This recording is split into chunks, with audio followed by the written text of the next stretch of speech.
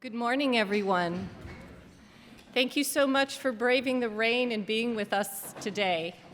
My name is Jackie Klopp.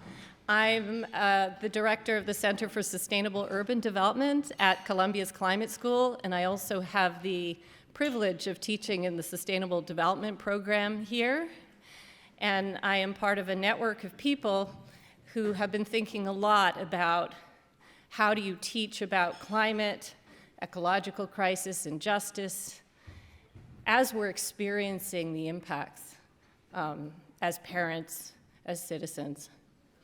And how can all of our institutions do better?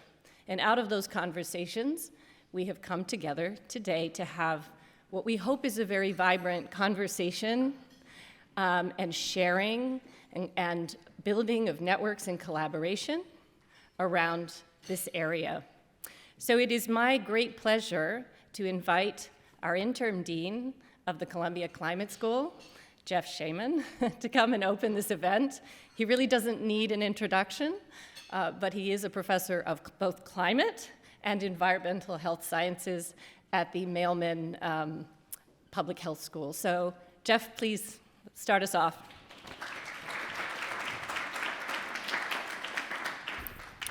Thank you, Jackie, and a pleasure to be here, and fantastic that you guys turned out to find out more about how everyone can teach climate. And I say that a little glibly, but everyone can teach climate and everyone needs to teach climate. It's really important, and it is one of the watershed moments that we have right now that we have to address this. So welcome. Again, I am interim dean of the Columbia Climate School, and it's a pleasure to be helping host this Climate Education Symposium. It's part of the Worldwide Climate and Justice Education Week that's going on. I think it's important to think a little bit about why we are here. Climate change is obviously a complex global problem. It touches on, in fact, it disrupts all sectors of society. And that really requires that we shift our thinking and that institutions shift their thinking, if we are to adapt, prepare, and mitigate, which we need to do collectively, globally, and hopefully swiftly. It is a transdisciplinary problem. I want to stress that. And that's why people from all different backgrounds can be here today and thinking about it, because we need new thinking across disciplines. We have to break down silos to understand, we have to develop languages to communicate with one another, and we have to develop pathways forward so that we can actually move the innovations and ideas into practice. Really, really critical. So we have a rapidly warming planet and a changing climate system. It is not simply a science or technical problem. It is also in large part a social problem. We have to think in a more holistic way. And again, it's got to be across and beyond boundaries. Again, I'm back at the transdisciplinary nature of it, which is why I welcome anyone and everyone who could come here who's thinking about bringing teaching climate into their own curricula.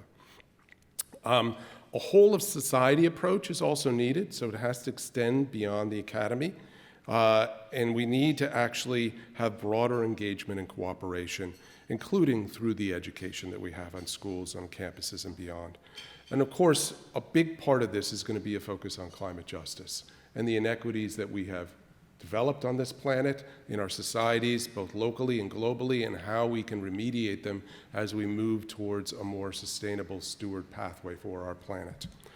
I also think that that understanding involves a recognition that this problem starts with us, all right?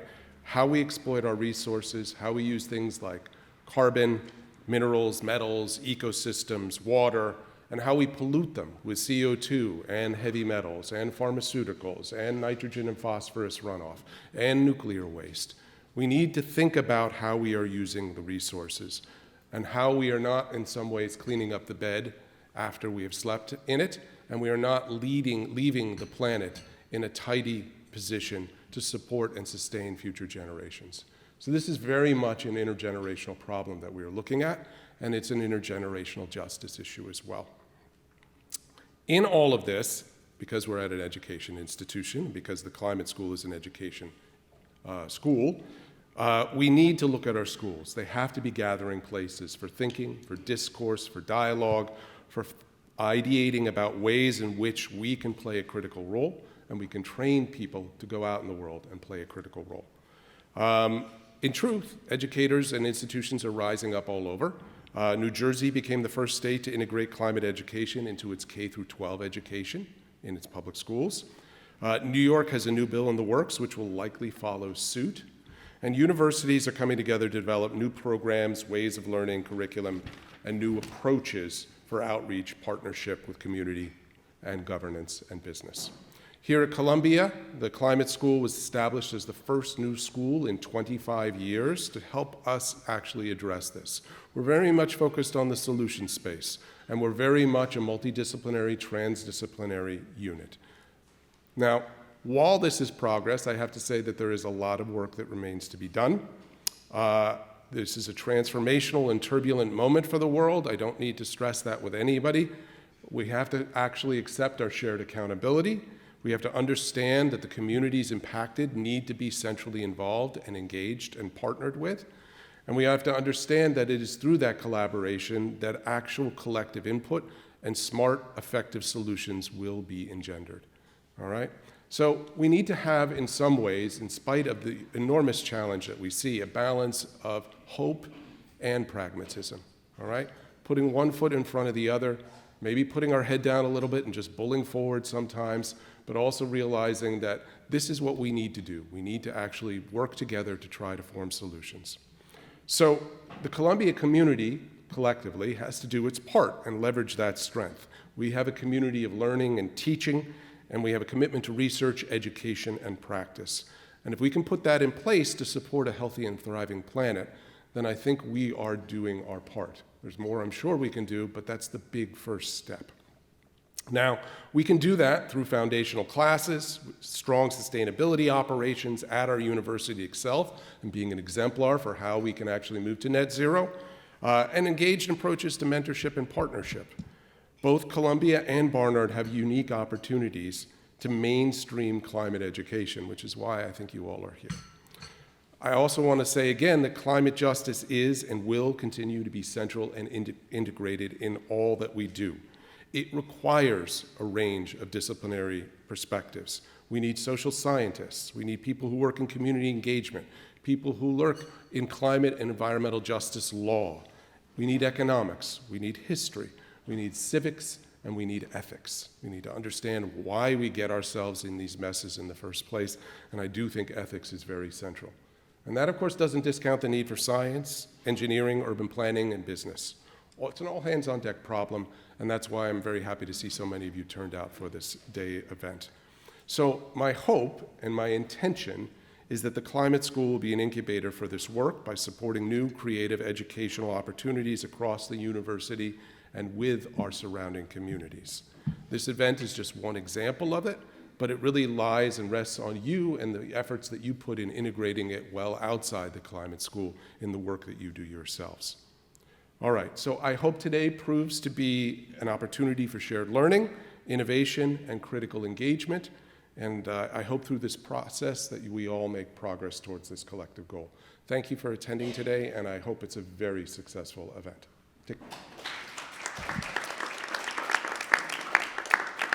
And now I have the great pleasure of turning it over to Sandra Goldmark, our Assistant Dean for Interdisciplinary Engagement, who is going to lead you on the next process. Hi, everybody. It is so exciting to see you all here this morning. I see a lot of faces that I know from both sides of my split personality, my Barnard side and my Columbia side. As Jeff said, my name is Sandra Goldmark. I'm an Assistant Dean for Interdisciplinary Engagement at the Climate School, and I'm also a faculty member and Director of Sustainability here at Barnard. So as Jeff said, this is a big one. This is all hands on deck. I don't think anybody in this room doesn't know that, but I think that's the fact that has brought us together. And I think it bears reminding over and over again, reminding ourselves that it's all hands on deck for us, and it's all hands on deck for our students. We are all teachers or students in this room dedicated to helping the young people in our lives meet this challenge. So for me, it makes me realize that not only do I care personally about this and I want to do something, but as a teacher, it's part of my job to make sure that my students are as prepared as possible for the world that they're going to go out into. And actually, that makes it easier for me to take on the work. So all hands on deck, all disciplines, all faculty, all students, that's a tall order. How do we do that as individuals and as institutions, possibly even harder? In some ways, I think the problem itself gives us the answer to that question. Climate change is such a big, wicked problem. I want to share just really briefly, and you'll know why in a minute, where I learned that term. I co-taught a one-point seminar with Ruth DeFries, a colleague from the climate school, called Science for the Anthropocene. I am visibly not a scientist, if you look at my design background and my work in theater. And it was such a treat to get out of my comfort zone and co-teach a class with Ruth. And one of the articles that she brought in was about wicked problems, the enduring challenge of wicked problems. And so while I had heard that phrase, I was able, through co-teaching with Ruth and learning from Ruth and from our students, to really understand more about what that actually means. A wicked problem is complex, interconnected, and doesn't respond well to singular or simple solutions. And the nature of that problem seems to me to offer a response, an answer to that question of how do we do it? It's buried in what Jeff said, that it's all hands on deck. Big, complex problem needs a big, complex, interconnected response. Again, how do we do that? She said she answered it, but she didn't do it. You guys are smart, right? Two other colleagues of mine who are here today, Alex Pittman and Melissa Wright, I can't remember who found the article, brought to a project that we were working on, an article by James Engel at Harvard, who's an English professor at Harvard, and it's called Climate Disruption Involves All Disciplines.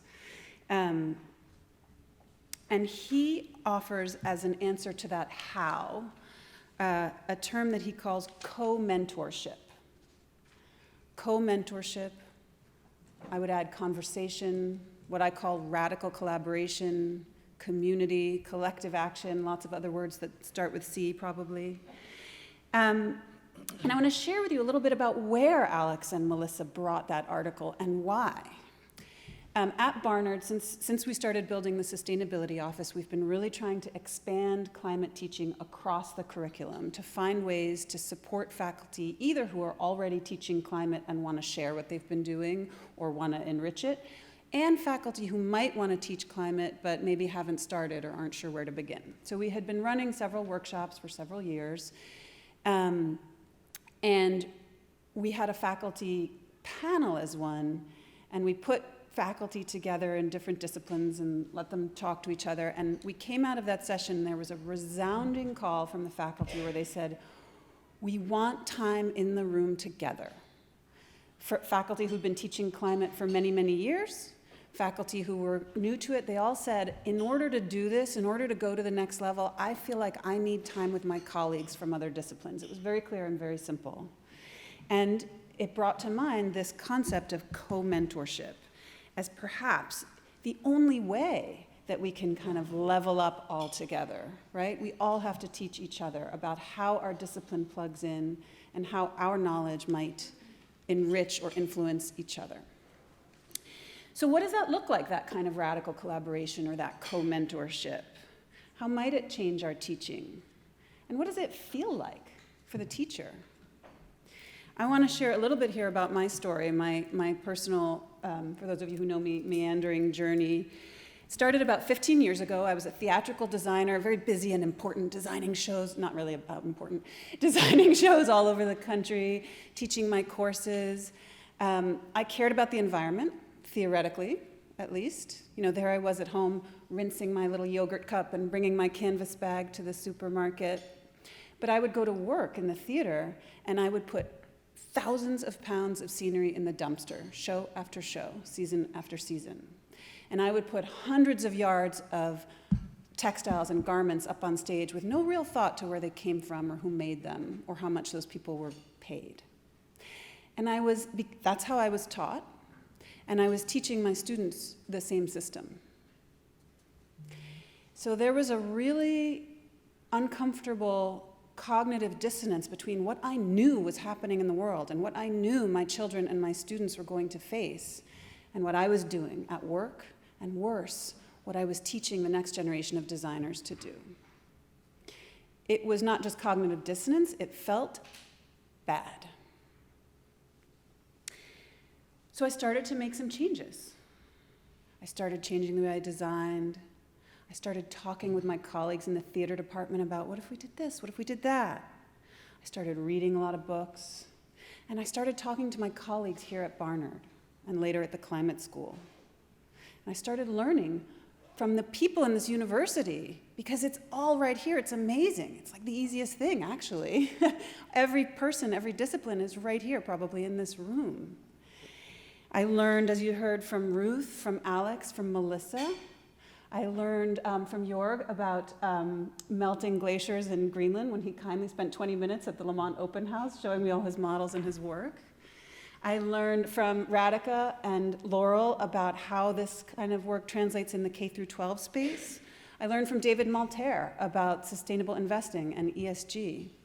I learned from so many people in this room and so many people on these two campuses that I started to feel like an octopus. I call this my octopus phase, where I was like growing arms and trying to learn all these new things and wrap those multiple arms around the problem. And slowly, I also began to learn which of those pieces of the problem were most important for me to bring back to my work and my classes. And even better, which of those pieces of the problem, my work and my history as a theatrical designer, actually might have something to contribute, and that where I might fit in on this all hands on deck problem, and what I might have to offer. And that felt really good. So I am so thrilled to hear you all today, to come together in conversation, in community, in radical collaboration, in co-mentorship, to learn from each other, and continue this process. I won't say start, because I know everybody in this room is in a different place on this journey, and it's just so exciting to see people come together, and I'm very grateful to join you all, and hope we all grow some new octopus arms today. Let's do it.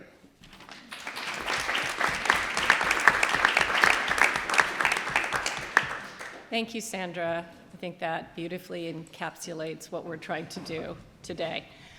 I have the pleasure of having some wonderful colleagues here who are teaching in diverse disciplines in this moment of climate crisis about climate in different ways. We're here to hear a little bit about what they're doing and also their ideas about what might be done better, what the challenges are. And we really want them to also be, again, resources for you as you're thinking about your own climate teaching. And we very much welcome, as we do this, your ideas. So we also have a barcode here that you can get into and start, as we have this conversation, feeding us your ideas or questions, because we want this to be very helpful for you. And with that, I will start by asking maybe Jorg to start. I'll just go by the order here. And give us a few minutes of your reflections on what you're teaching and your thoughts about challenges and moving forward. Yeah, okay. Good morning. Hello, everybody. Thanks for coming. By the way, this is a great event. Whoever is in charge of initiating that is brilliant. Very, very timely. So, I'm Jörg Schäfer. I'm a Lamont research professor, and I'm teaching climate science in the Department of Earth and Environmental Sciences since ever. My background is I have a lab that develops isotopic methods, so I'm as boring basic science as you can possibly be. But I'm working with melting ice, and these isotope methods can tell us about that. So, I don't know, about 10 years ago or so, it kind of became clear that the climate science side of this problem, not that we have understood that completely, but it was clear that, it was 20 years ago basically, it was clear that this is so big that, that we have to, that this is way going beyond science, and it's branching in all levels of society. Simultaneously, it was clear that the climate scientists who have been the leading voice since the 80s, and in reporting that through basically the IPCC, and other outlets have been really very unsuccessful in kind of making real change. Just look at the political situations, and academically and intellectually the problem is clear, but we did not manage really to initiate real change. So that is a problem that is way beyond, that's not a scientific problem. So we are not equipped. So 10 years ago, I kind of realized that is not, I cannot do that. I want to help, I can scream, and I can diagnose how big the problem is, but going into the solution space, into the transition space, this needs radical interdisciplinarity. And again, I'm a trained physicist, 0 skills in that. So that would be my first, whoever tries to, or is thinking about teaching climate, that would be my first recommendation. Be bold, go across your discipline. That means you lost control, which is not easy for academics, but it will be definitely worthwhile. You don't need to be like Sandra, an octopus has 15 arms and has understanding of everything. It's just, you can start with 1 crossing, I think. So my class is similar, was a basic climate systems class, terrestrial. It has a super sexy title, Introduction to Terrestrial Paleoclimate. So, and it was exactly that until relatively recently, when it became clear that none of these climate classes really make sense unless you have an impact and ideally, I don't like the word solution, but kind of a transition module in your class. And I started teaching last time with Leah Aronofsky, who is was then a postdoc, is now a faculty here at the climate school, who's a climate historian. And that I felt like, I mean, I have to let the students answer that, but I felt like that had completely transitioned that class, and that felt extremely fulfilling. So that it's on that side. And then in general, I think it's, as an academic or member of the university, an academic institution, it's extremely exciting time. The climate problem is so big that even super basic, boring people like scientists like me, it really, the connection between basic science and societal impact is so seamless and so direct that is very rare, actually, I think.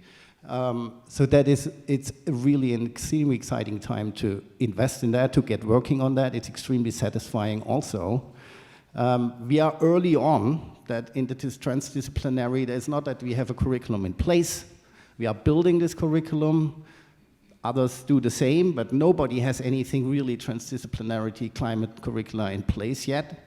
So that's the time for trying out stuff, experiment in your teaching and in your academic job. It's totally fine to fail during this period. Not every experiment will be successful, but I think that is really kind of a very, that's a very, very exciting moment for academics in that perspective. So I'm really looking forward in continuing that. And the last point I want to make, and then I'm shutting up. It has become, next really strong recommendation, if you are teaching climate, transdisciplinary climate, give the students a big voice in your class. I don't know how many times I felt it felt embarrassing sometimes, because it's pretty clear that I have climate activists in the class who are super skilled. They know everything. They in the field. Transdisciplinarity is not even a thing for them because they grew up like that. So they are light years ahead, and basically they should be paid, and I learn from them. So make use of that. That is kind of pretty, and it happens a lot. So if that's not one class, and again, there are much more applied and more interesting classes in the curriculum for climate activists, but that is kind of the make use of that generational progress, I would say, in terms of transdisciplinary understanding, thinking, talking, and give the students a leading voice in your class. Okay. Thanks, Jörg. Please. I mean, I can speak always more, but All right. Hi, everyone. I'm Melissa Battistoni. I teach political theory at Barnard, and I have been working on environmental and climate politics and political theory for many years, and teach a class not on climate specifically. I teach a class on the politics of nature, and I thought I would talk a little bit about that, and then how I have tried to work in some questions about climate, but especially sort of thinking of the politics of nature more broadly into other classes. So part of the reason, I guess, just to start out, is why I teach this class, and I think as a politics of nature class rather than a sort of political theory of climate class. And I think there are a few reasons. One is just that I do think that there are a lot of questions that are both sort of, there certainly are many specific political questions that are very specific to climate and thinking about climate politics that are distinctive, but there's also a lot of continuity with other sort of challenges and questions around thinking of sort of what are the politics of nature writ large. And so I try to emphasize some of that continuity instead of, I think emphasizing the sort of total, the radical difference of climate, even though, again, I recognize the ways that there are, some of the wicked problem aspects that I think are real. I think we can sometimes do ourselves a disservice when we treat it as if it's so different from everything else that we can't possibly apply existing tools and ideas and so on. One other, it's also a sort of, maybe a piece of the disciplinary frame.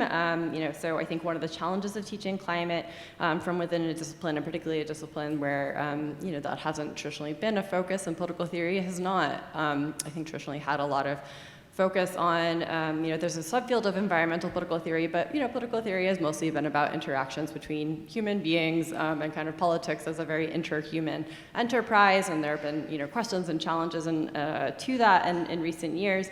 But if you're teaching within the discipline, it's sort of you're going to be limited to a sort of relatively recent set of texts and ideas, and again, that can sort of constrain what you're able to do. But one of the things I always try to say is both that I think in general all politics are climate politics. Climate touches on every aspect of political life, but also that if you really look actually at the history of political thought, on the one hand, it's about human relationships, but actually nature is everywhere if you look a little bit harder, and you can take a different frame and view of some of our classic texts and sort of recognize again that there are things we can get out of texts that don't seem like they're about climate on their face, and I think that can be a useful thing for people who feel like, well, this is not my background, this isn't sort of what people in my field are doing. Actually, I think usually there is a point of connection or something that we can do.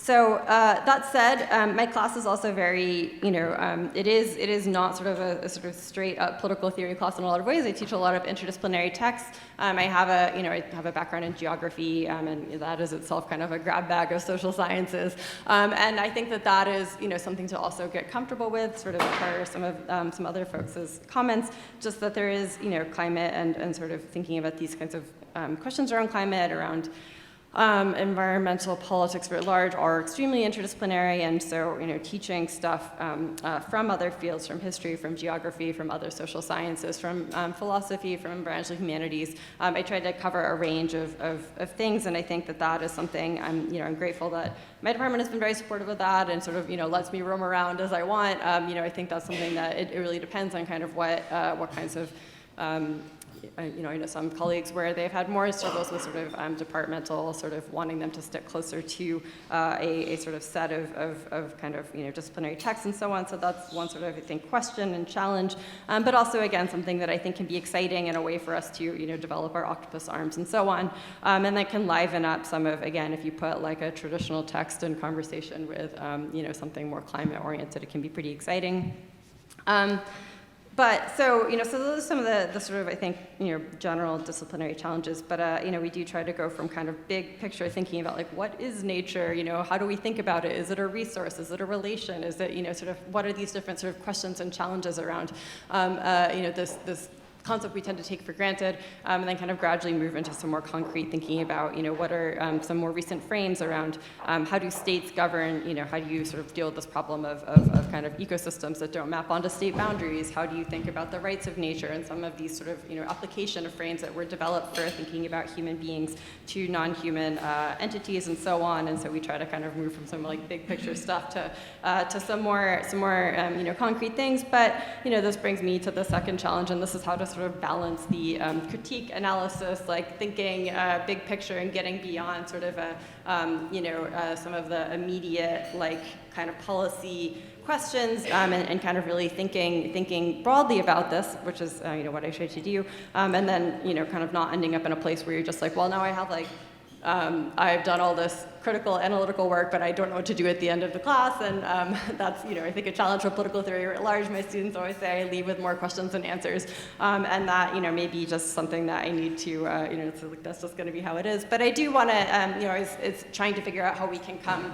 I try to have a couple of sessions towards the end that are thinking about I wouldn't want to frame it as solutions because I think that can be a little too like neat after you've spent a lot of time exploring challenges, but at least things that we can start to, things to do, how do we think about ways forward? And that I think is just a tough balance to strike in terms of emphasizing on the one hand the scale and severity and so on of the problems, and on the other hand, not just being like, oh, and then in our last session we're going to give you something that feels like a really unconvincing thing to do. And to be honest, I'm still trying to, I think I've tried to adjust that each time I've taught the course. I feel like I'm still working on it. And it's, in some ways I think that speaks to the reality of climate as an issue. It's like, it's not something that you're going to wrap up with a couple of sort of, readings that give you a sort of hopeful spin on things at the end, or really even an entire class. It's something that we need to, I think, keep thinking about and sort of challenging ourselves on. But I do, I think it's important to not just kind of, certainly leave feeling just like totally depressed and demoralized. And the last thing I guess I'd just say is, thinking about how to, so this is a class that's specifically on the politics of nature. In other classes I try to, I teach a feminist political thought class and try to talk, have a session on ecofeminism, for example, that looks at indigenous feminisms and sort of, ecological feminisms and different ways of thinking about, nature and feminist questions. But I also, I think in general, it's really important to not just teach climate by teaching classes on climate, but teach climate by, just integrating it into classes that are about other things. Because again, if we really think that all politics are climate politics or, whatever that applies in your own field, that this is something that touches on every aspect of our, contemporary lives and futures and so on, then it really, I think, does matter to not sort of treat it as like a separate subject or something that's like, take this class if you're interested in climate, and if not, you're never going to learn about it, because I do think that's something that that I do see in in political science, political theory, that it's kind of, it's an issue, it's a sub field. It's like something that some people do and other people try not, just don't pay attention to. And there are a lot of issues with that, of course, around sort of siloing of topics or issues within our fields. And so I know that there are many ways that this forms that kind of problem can take, but I do, I would encourage folks who are sort of like interested in teaching on climate, but feel like, I don't know, can I teach a whole climate class? You don't have to teach a whole climate class. There's definitely ways to just bring in, a session or to sort of try to emphasize aspects that you think are particularly significant, or try to just start to think, where and how might this, might this touch on my field, and how can we start having that conversation? So I'll stop there, but thank you all for coming out. Thanks, Alyssa. Vicki. Hi everyone, I'm Vicki Farini. I'm a senior research scientist at Lamont. So my two colleagues on either shoulder also work at Lamont. My research focuses on data access and preservation. And one of the big projects that I work on is focusing on mapping the entire ocean floor by the year 2030. We're currently at 25%. And central to my approach on that project, our group looks at the Atlantic and Indian Oceans, is really the concept of disseminating knowledge and tools and power. And rather than asking people to give us data so that we can do what we do with it, we're trying to help them learn from what we've learned, if it helps them, right? And have them develop what they need to help themselves and also contribute to us, to what we're trying to do for everyone. And so that concept of disseminating knowledge and tools and power is also central to a large program that I run at Lamont, which is NSF funded. It's called Inspire. And the goal of it is to transform culture in geoscience. And central to that is seeking to diversify perspectives and people in the geosciences, but also to ensure that the public is more geoscientifically informed. And so much like seabed mapping is a foundation, so I consider this a foundation, because as we address the climate crisis, we really want a population that is geoscientifically informed, so it's easier for them to see the things that we geoscientists see as climate impacts start to affect more and more of us. And so in the space of Inspire, we have, similar to what Jeff was saying earlier, we have this really multi-dimensional approach that we're trying to take, because we can't just do one thing, we have to do many things at once to move quickly forward. So we're focusing on different cohorts, having opportunities for Bridge to PhD scholars to work with our scientists within Lamont and the Climate School to gain, professional experience and go on to pursue their careers, regardless of whether or not they actually pursue PhDs in geoscience. We have a piece that is focused on fellows who are early career and are at minority serving institutions, so we can disseminate our knowledge and skills that we've refined here at Columbia into their hands and into their institutions to grow colleagues around us, to help lift everyone up, and also provide opportunities for students there. And we have a component that's focused on high schoolers in New York City. And so there's a program for high school students to engage for 2 weeks in the summer. They get paid for that engagement. They interact with scientists at Lamont. They're going to interact with the scholars and the fellows. And they do some research and get some experience and do some field trips. And we also have high school teachers from New York City engaged, and they're working on professional development and lesson plans. So we're really trying to steep geoscientific knowledge and foundations into a whole bunch of different aspects of this sort of broad ecosystem, in the hopes of getting more geoscientific knowledge out there, in part to address the climate crisis, but also just to help diversify the communities and the perspectives that we have in our spaces. So that's it for me.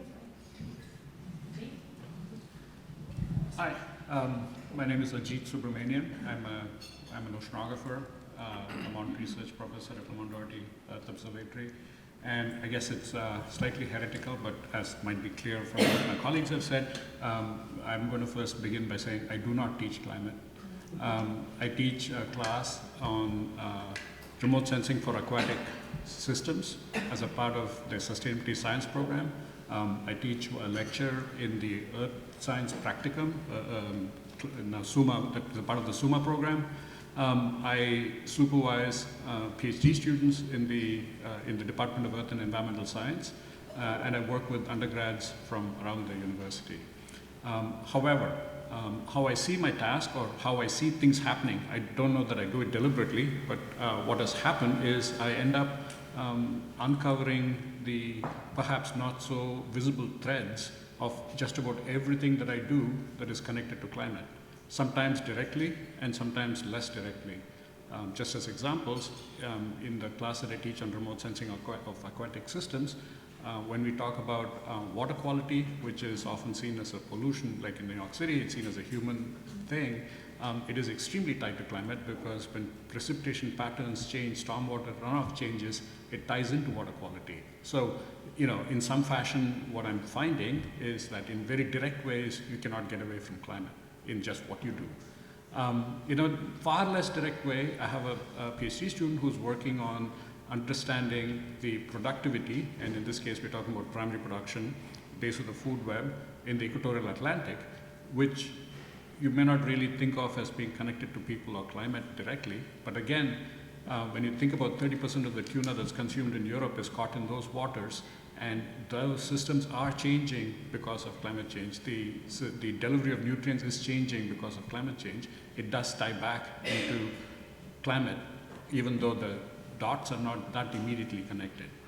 And I just will close by saying that I work very closely with a community in Alaska, in the native village of Kotzebue, where they invited me to work with them to understand the emerging threats of harmful algal blooms because of climate change. And there again, you can see the connections are direct, but the slight twist on that story is that as we are figuring out the impact of harmful algal blooms on people and the ecosystem there, one of the cautions I have learned is being very careful about how the scientific knowledge we gain is then put out there and is then used to make policy. In this particular case, it is unclear at this point, and this is ongoing research, but when I teach the class, I do make a point of this. It is unclear at this point whether there is more danger from cyanotoxins that people might be ingesting than from eating canned spam, which would be the alternative. And therefore, just putting out the fact that there are toxins in your water may not be the most helpful way forward. And so these are the kinds of things that we discuss in our class with the students.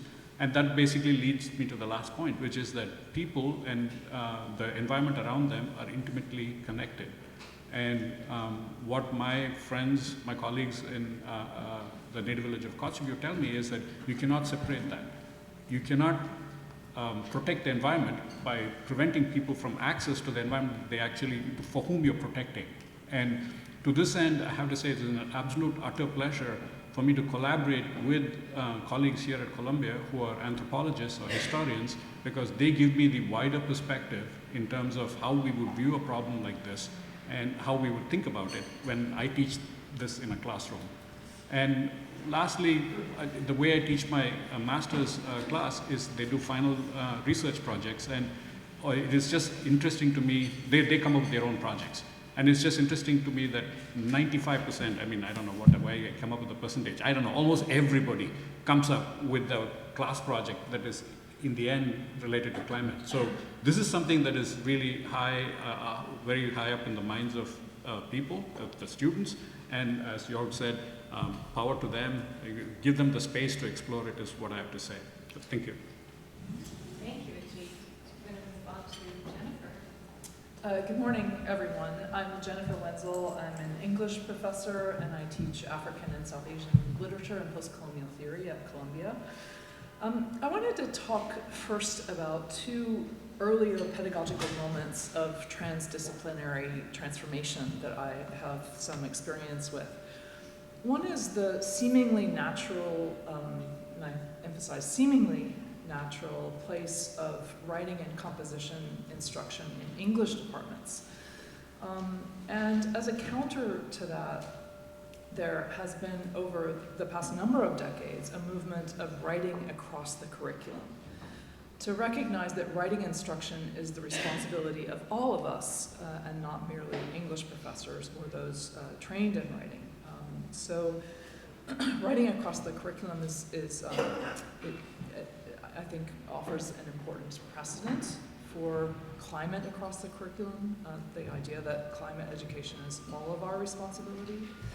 The second precedent I would mention was actually catalyzed by a late colleague in the English department at Columbia, Edward Said, who in the late 1970s published a book called Orientalism, which really sparked a knowledge revolution for the humanities and social sciences and asked us to think very hard about the relationship between histories of European imperialism and our disciplines. And so, in other words, I'm kind of thinking about Said as having transformed disciplines across Columbia, disciplines across the world, and thinking about how what we know and how we teach intersects in ways that we might not have thought about with those histories. And the thing about mentioning Said at this point is, I think for many of us, it's kind of become taken for granted that of course these histories are relevant to our discipline. But that was a moment sparked by a book. And so again, writing across the curriculum, Orientalism as precedents for, I think, the kind of transformation, institutional transformation, epistemological transformation that faces us now. So what would climate across the curriculum mean? What would it mean for all of us to be involved in teaching climate literacy?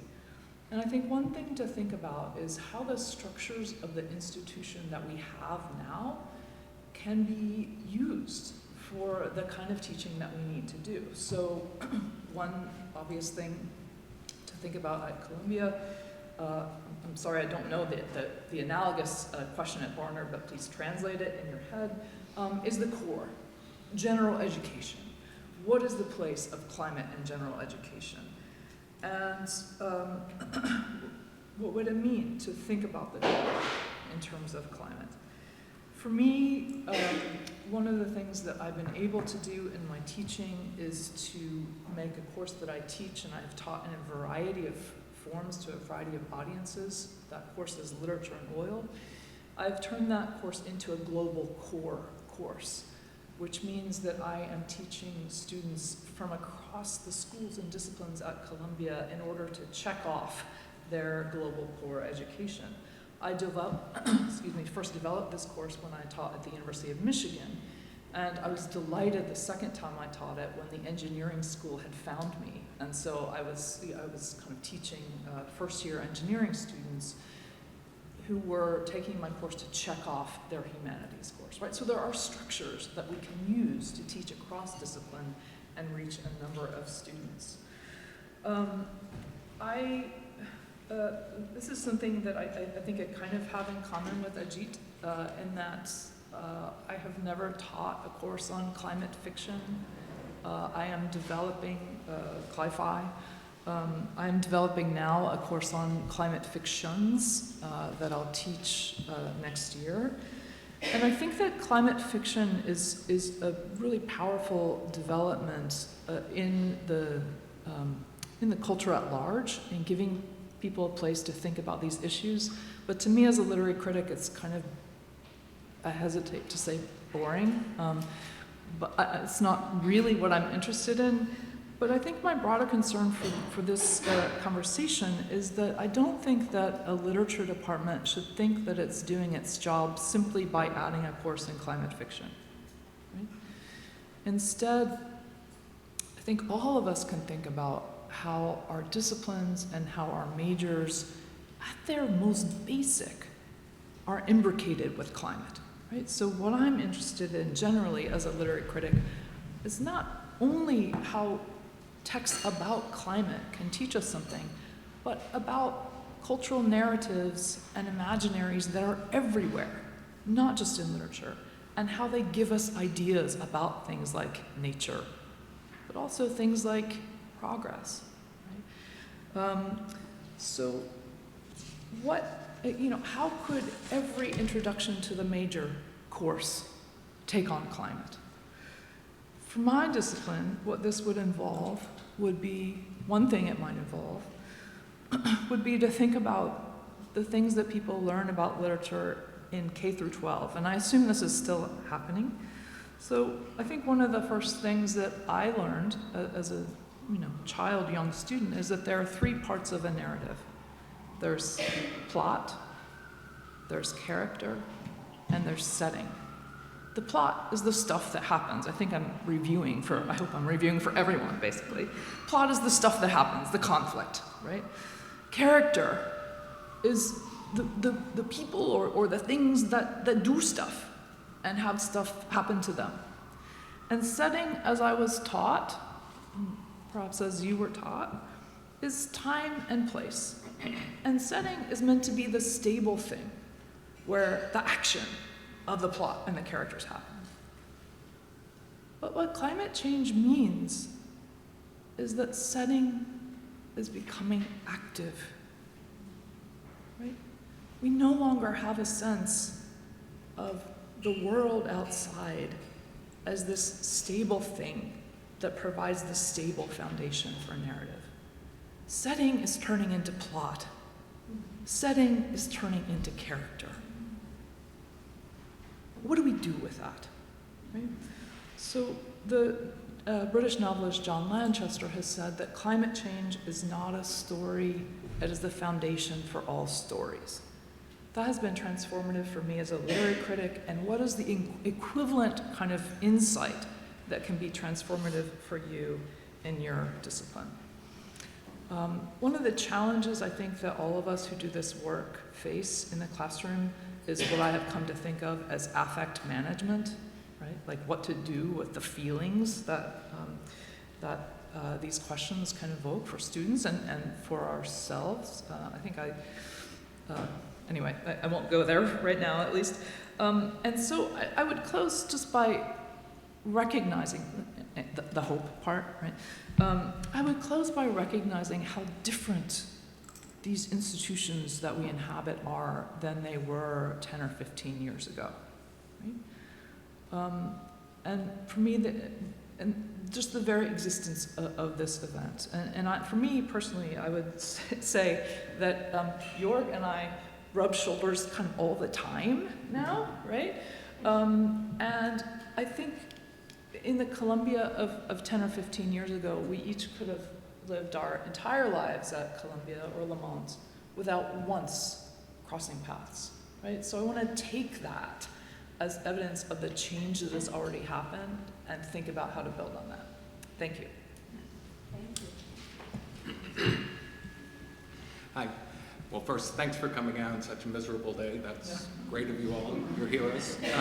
I'm J.C. Salyer. I'm at Barnard in the Anthropology Department and the Human Rights Program, and I'm also an immigration lawyer, which is not totally irrelevant. I actually sort of came to thinking about climate mostly through thinking about incipient and now actual dispossession and displacement of people due to climate change. And I think, echoing what a lot of people said, I think there's, a lot of opportunity here in terms of pedagogy, in terms of including this topic in our classes. I started teaching a class I called, horrible name, but Climate Change, Global Migration, and Human Rights in the Anthropocene 10 years ago in 2014, and I think I had 10 students sign up for it then. And I've taught this fall, and I think I let 25 folks in and had like twice that on the waiting list, right? So, there's certainly no shortage for demand for this topic, and that was, an anthropology human rights class. So, folks who are not traditionally thinking about themselves as interested in science or interested in this. And I think, it's the theme of the panel topic conferences, anyone can teach climate, but I think, we need to think about what we're asking when we do that, right? I think there is a tendency sometimes for disciplines turning towards climate to sort of ask what their existing foundational ideas and methods in their disciplines can bring to the conversation about climate. And that's important as far as it goes. But I think the more important question is, what flaws, shortcomings, and culpabilities in our disciplines are elucidated by a deep reflection on the origins, nature, and consequences of climate change, right? So the unique nature of the climate crisis demands us to take a real reevaluation of the paradigms of our epistemologies and ontologies that we've been putting out into the world for centuries. I think the clearest, most important example of this is pretty much, I think any of our academic perspectives will encapsulate this, is sort of an assumption and even pride in anthropocentrism. Unfortunately, despite anthropocentrism and its discounting of the well-being of the environment and non-human animals being at the root of the ideologies of climate change, it still goes unchallenged in public and even academic discourse. So I think, one thing that means is that, sort of to Ajit's point where he says he doesn't really teach climate change, these same sort of processes that are causing climate change are also at the root of catastrophic environmental consequences for, more than human denizens of the earth and for non-human animals, right? So, you're teaching, separating climate change from these other environmental catastrophes and the processes that have allowed them, doesn't really get at climate change. I think we need a much broader, more, capacious, sort of understanding of what we're covering. One way I do that in my class is to focus on a political ecology of climate change.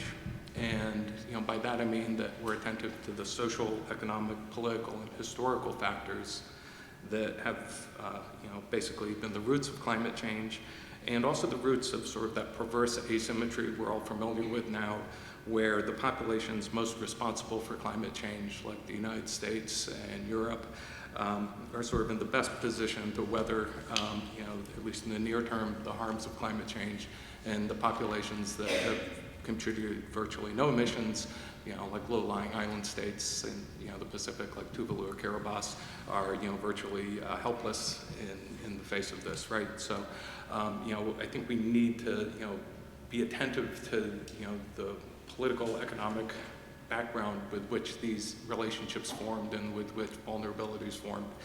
And in doing that, in my class, I sort of try and address it through,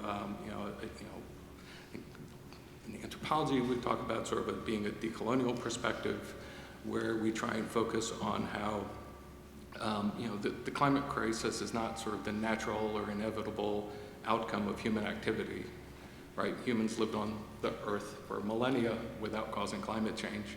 Rather, it's rooted in a very specific history of colonial and capitalist inequality and exploitation.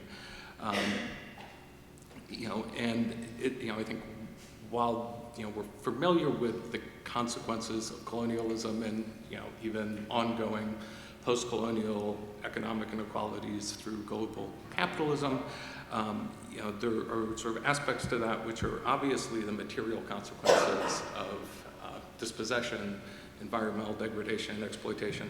But along with that, there are ideologies of settler colonialism and capitalism which deny that social and cultural practices that respect the natural world ever existed or even possible.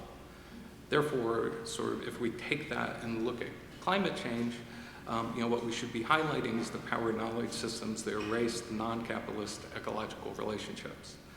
And I think this perspective is particularly important because our science colleagues here have given us all the information we need to understand the consequences of what we're doing. But the real challenge the planet faces is sort of an acceptance that the current economic ideology based on prioritizing unsustainable economic growth, regardless of the harms to the environment or planetary boundaries, is natural, inevitable, and even desirable, right? There's that sort of famous Frederick Jameson's quote that he says he didn't actually say, that it's easier to imagine the end of the world than the end of capitalism. And, we're very, it's pithy, but it's also terrifyingly true. And so one of the sort of last things I try and do in my class is sort of think through how the political economic structures that thwart meaningful action on mitigating greenhouse gas emissions come about. And I think one sort of thing that's just really strikes students and strikes me is just sort of pointing out that almost half the anthropogenic carbon emissions that have occurred since 1990, when the IPCC put out their first report saying we need to address climate change emissions, right? So, it's definitely a political problem. It's an economic problem. It's not a science problem. And I think one useful framing in my class is Rob Nixon's book, which describes climate change and environmental damage as slow violence.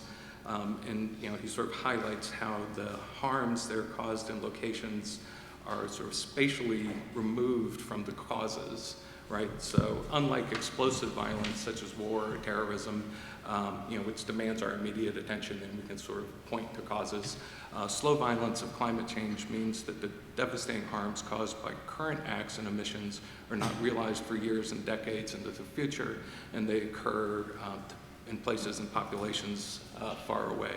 So, the consequence of that is that we can continually sort of ignore the need for action. Nixon says it's a pileup of deferrable actions deferred, with climate change being treated as critical yet not urgent.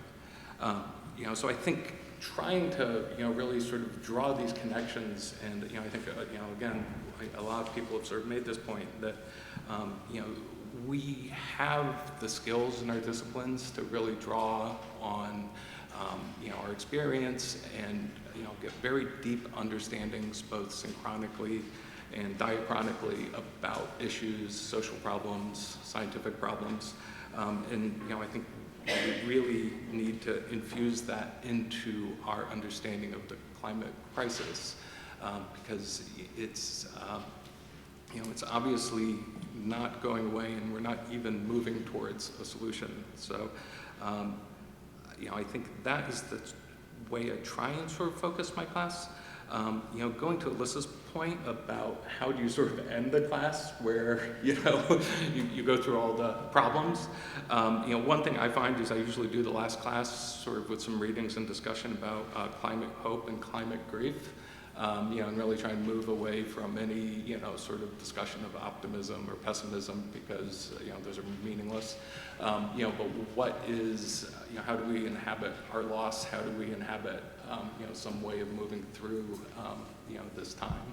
And then just the last thing I would say is if you're thinking of teaching a climate class and you haven't done so before, the one thing I'd encourage you to read first is Carmen Gonzalez's article, Climate Change, Race, and Migration. It's just, she brings a lot of ideas together. Last but not least, Laura.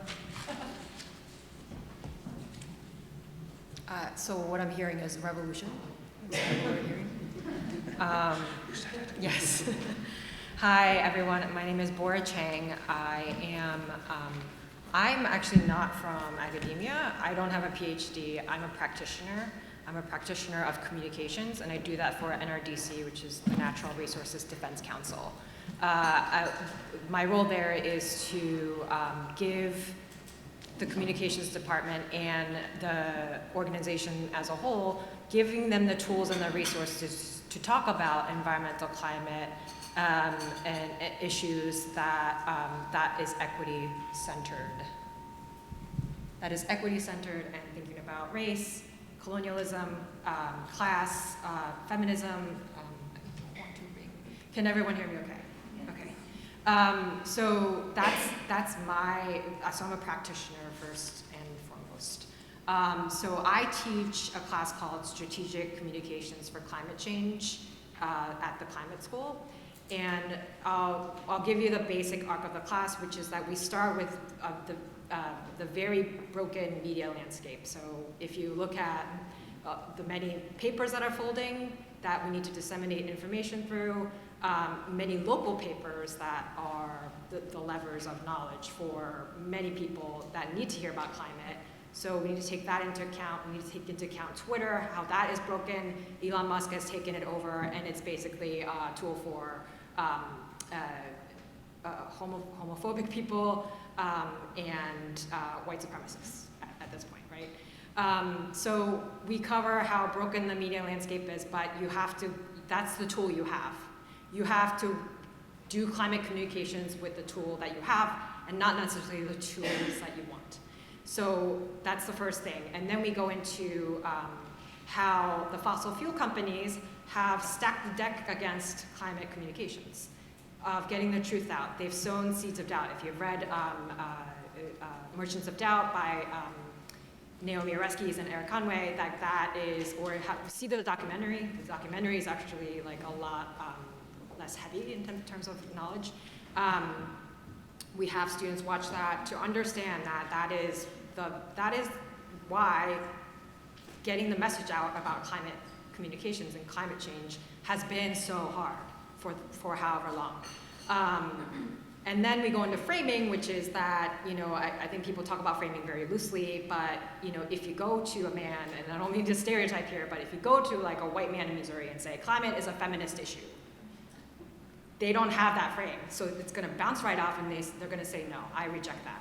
So, knowing how to frame things properly, depending on your audiences, that is incredibly important to get your message across. So we go through framing, and then, we basically try to give the students, I mean me and my co-instructor, Francesco Fiandella, that we try to give them the tools and the resources to strategize. Because you can scream into the void on Twitter all you want, but if you don't have a strategy, then you're not gonna meet your goals. And so in terms of thinking about justice, I also think of education as a space to practice freedom. So in that case, what does that mean for me in terms of climate?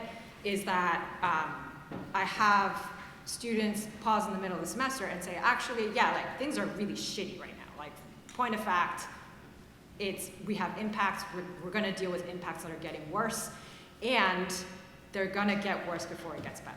So what do we do in the meantime, right? But actually, even if it's shitty, what is the world that you want? What is a world that you want to create? What if we were to be free of fossil fuels, right? Like that is the premise here, right? Like you're dreaming and you are saying we are free. We're going to be free of this horrible infrastructure and the systems that have been set out. Right? If we were to be free of fossil fuels and all the societal burdens that came with it, right? So we're talking racism, we're talking colonialism. What does that world look like? What is in it? How are we relating to each other? What is different and better, right? Like that, we need that space to dream because that is so important, and that is why I look to art, climate music, climate video games, right? Or did I say music? You know, if you've watched like Don't Look Up, right? Like that is like the I guess like the splashiest example in the past couple of years, where you know someone brought in a Billie Eilish song about climate change. Like how does this play out in society? Because climate change isn't happening in a vacuum. So that is what I offer in the class, and how that space for world building is so important. I guess some of my colleagues up here have mentioned sort of, you know, offering space for grief, because I mean I've had students say like, I don't understand why people aren't upset about this news about, you know, island sinking, we're losing cultures, right? Like that is really important to offer that space and time. I also look to these books, and I think this is really important to read as somebody who's thinking about justice, is Paulo Freire's Pedagogy of the Oppressed and Bell Hooks. This is like a companion reading. Bell Hooks' education, Teaching to Transgress, Education as a Practice of Freedom. I think these texts are really important in considering, especially at a place like Columbia, the top-downness of it all, the top-downness of like education in the formal respect of like, I'm going to regurgitate this information and you have to regurgitate it back to me. You know, I think we need to challenge that and to say, and to also, as Jörg said, like to give the students the voices. They have, you know, give space and the power to the marginalized, because that's where the solutions are. And they can tell us, you know, and they can make the classes much more richer. I'd also say to, you know, read everyone who is not white in this space. I would say read Amitav Ghosh, The Nutmeg's Curse, and how that is like, you know, a really good example of how colonialism has just reaped just awful, unspeakable terrors, right? Like, and that is why we're dealing with climate change now. I would say read Adrienne Marie Brown and Mary Heglar and Rebecca Solnit and people who are, you need to bring those voices into the folds in climate. And to also, you know, if you are considering bringing people into the mix and into the classroom and giving them the mic, you know, also like pay them and make sure that you are letting them know that you respect their time and their efforts, because time isn't, you know, it's not like, I don't know if anyone has read like Jenny Odell's Saving Time, but like time isn't the same for everyone. You know, like people who own time are like white men, and everybody else is kind of trying to, you know, keep up with that. So, so yeah, I think those are the major tips I have, and so thank you. Thank you so much. We're going to thank our panelists. I think that's a lot to think about and to chew on. And we'll have lots of chance to have a conversation about this moving forward. And to speak to Bara's point, the next thing we're going to do is give students voice. So we have a panel of students to talk to us about their perspectives. But I would very much like to thank everyone. I know, speaking of time, and you do have a lot of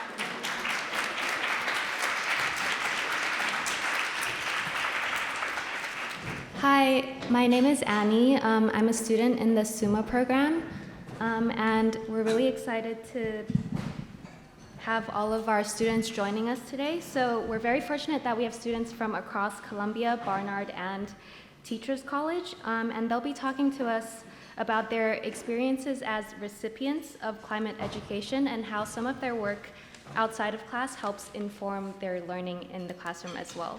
So I know some of them have class to get to, so we're gonna get started with our first question. I'm gonna start with Pao. So as students, what do you think is the most important thing to you when you're receiving instruction or knowledge on climate and climate justice? Thanks, Annie. So I'm Pao. I'm in the SUMA program as well. I'm also the president of the SUMA Equity Alliance, and something that I've learned and heard from a lot of professors, a lot of talks, whether it's to speakers in the climate space, is to meet people where they're at. And I think that making the issue of climate change personal helps to be motivated, to be invested in learning about climate change, environmental justice. And especially because climate change and environmental justice are so interlinked, so connected, as much of the panel of the previous panel mentioned, there are a lot of ways to be able to make it personal to any age, any student. And so I think it's not only not difficult to be able to do that, but also critical to get people to be invested in finding solutions, whatever you want to call it, whether solutions, transitions. Because in the space, everyone here and in all the classes that we're taking, because a lot of us study climate, it might be more obvious that we're all invested in it. It might seem more difficult for students, let's say K-12, that aren't in university studying climate to be invested in it. But then, yeah, I think what's most critical is meeting students where they're at to make it personal to them and make them invested in it. Thanks, Pao. I think we're gonna go to Leo. Yeah, sure. Hi, my name is Leo. I'm a first year at Columbia College. I think I'll study environmental science, but I'm undeclared.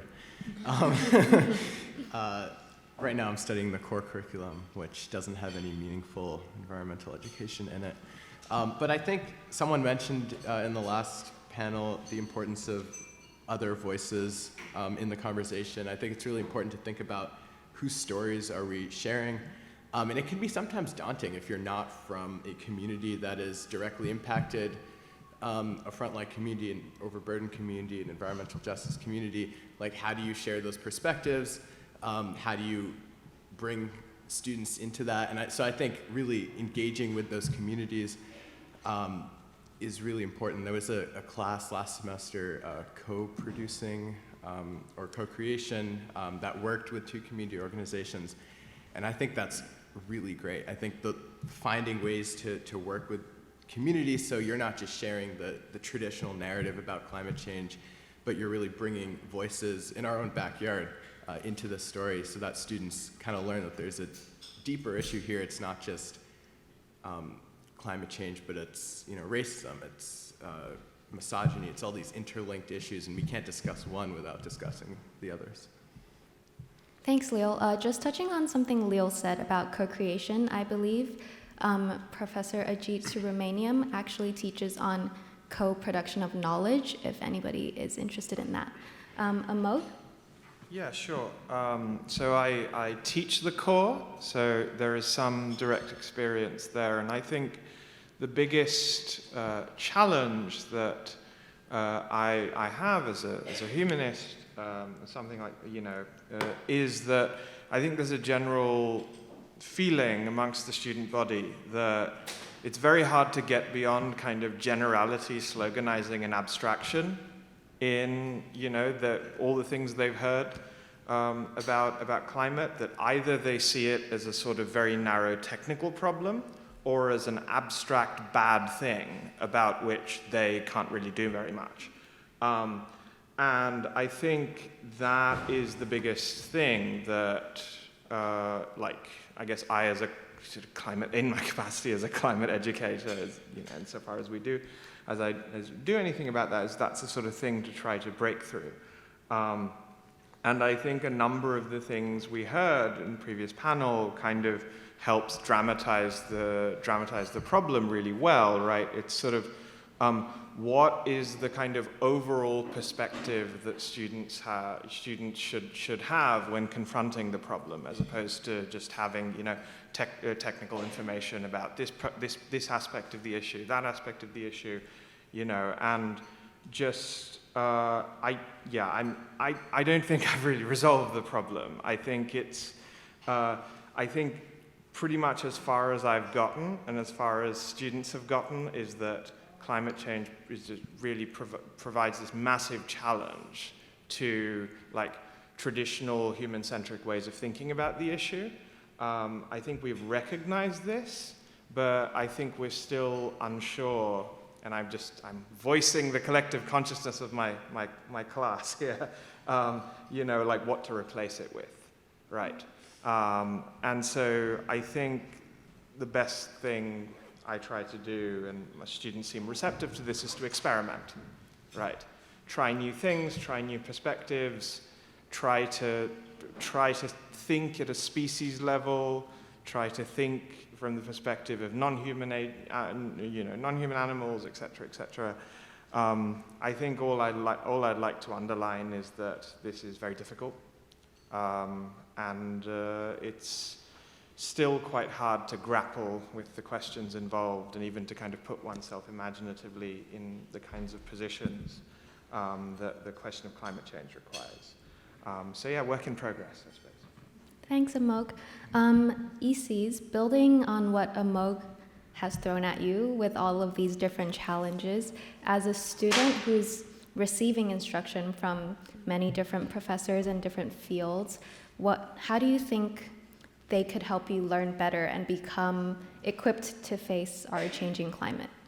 Yeah, well, I feel like one of the biggest challenges I've encountered in climate education is the abstraction of it all, the lack of active action that comes from instruction. Like we would do a unit in food systems, but then that's it, and there's no sort of like physical action that the student can take, at least in the courses that I've interacted with. That has been one of my biggest challenges, but as well as creating spaces for healing. I think climate is something that affects all of us in very different ways. And if there's one thing that has really worked throughout my climate education, it's just seeing how in a classroom, some professors are able to create a space where it is simply that of like people understanding that it's affecting all of us, and and just spaces of healing, because I feel like with climate justice and climate understanding of what's going on, that's kind of the one that has been the most important for me. So. Thanks, ECs. Delaney?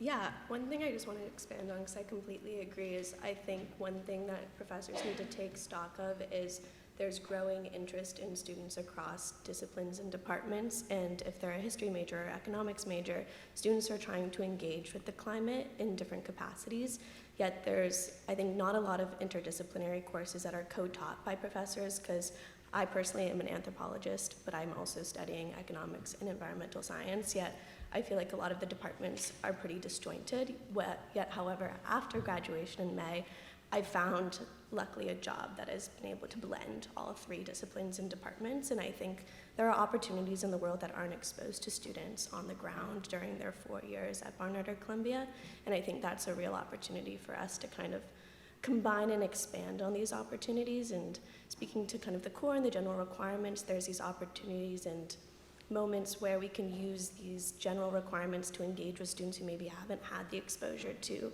climate change to the capacity that other students have, or offer moments where students can really collaborate and just discuss with each other, because I think sometimes there's more lectures at the beginning and less discussion, but climate change really needs to be a conversation with one another and humanized. Thank you. And lastly, we have Sarah, who's currently doing research on climate change impacts on education in Honduras.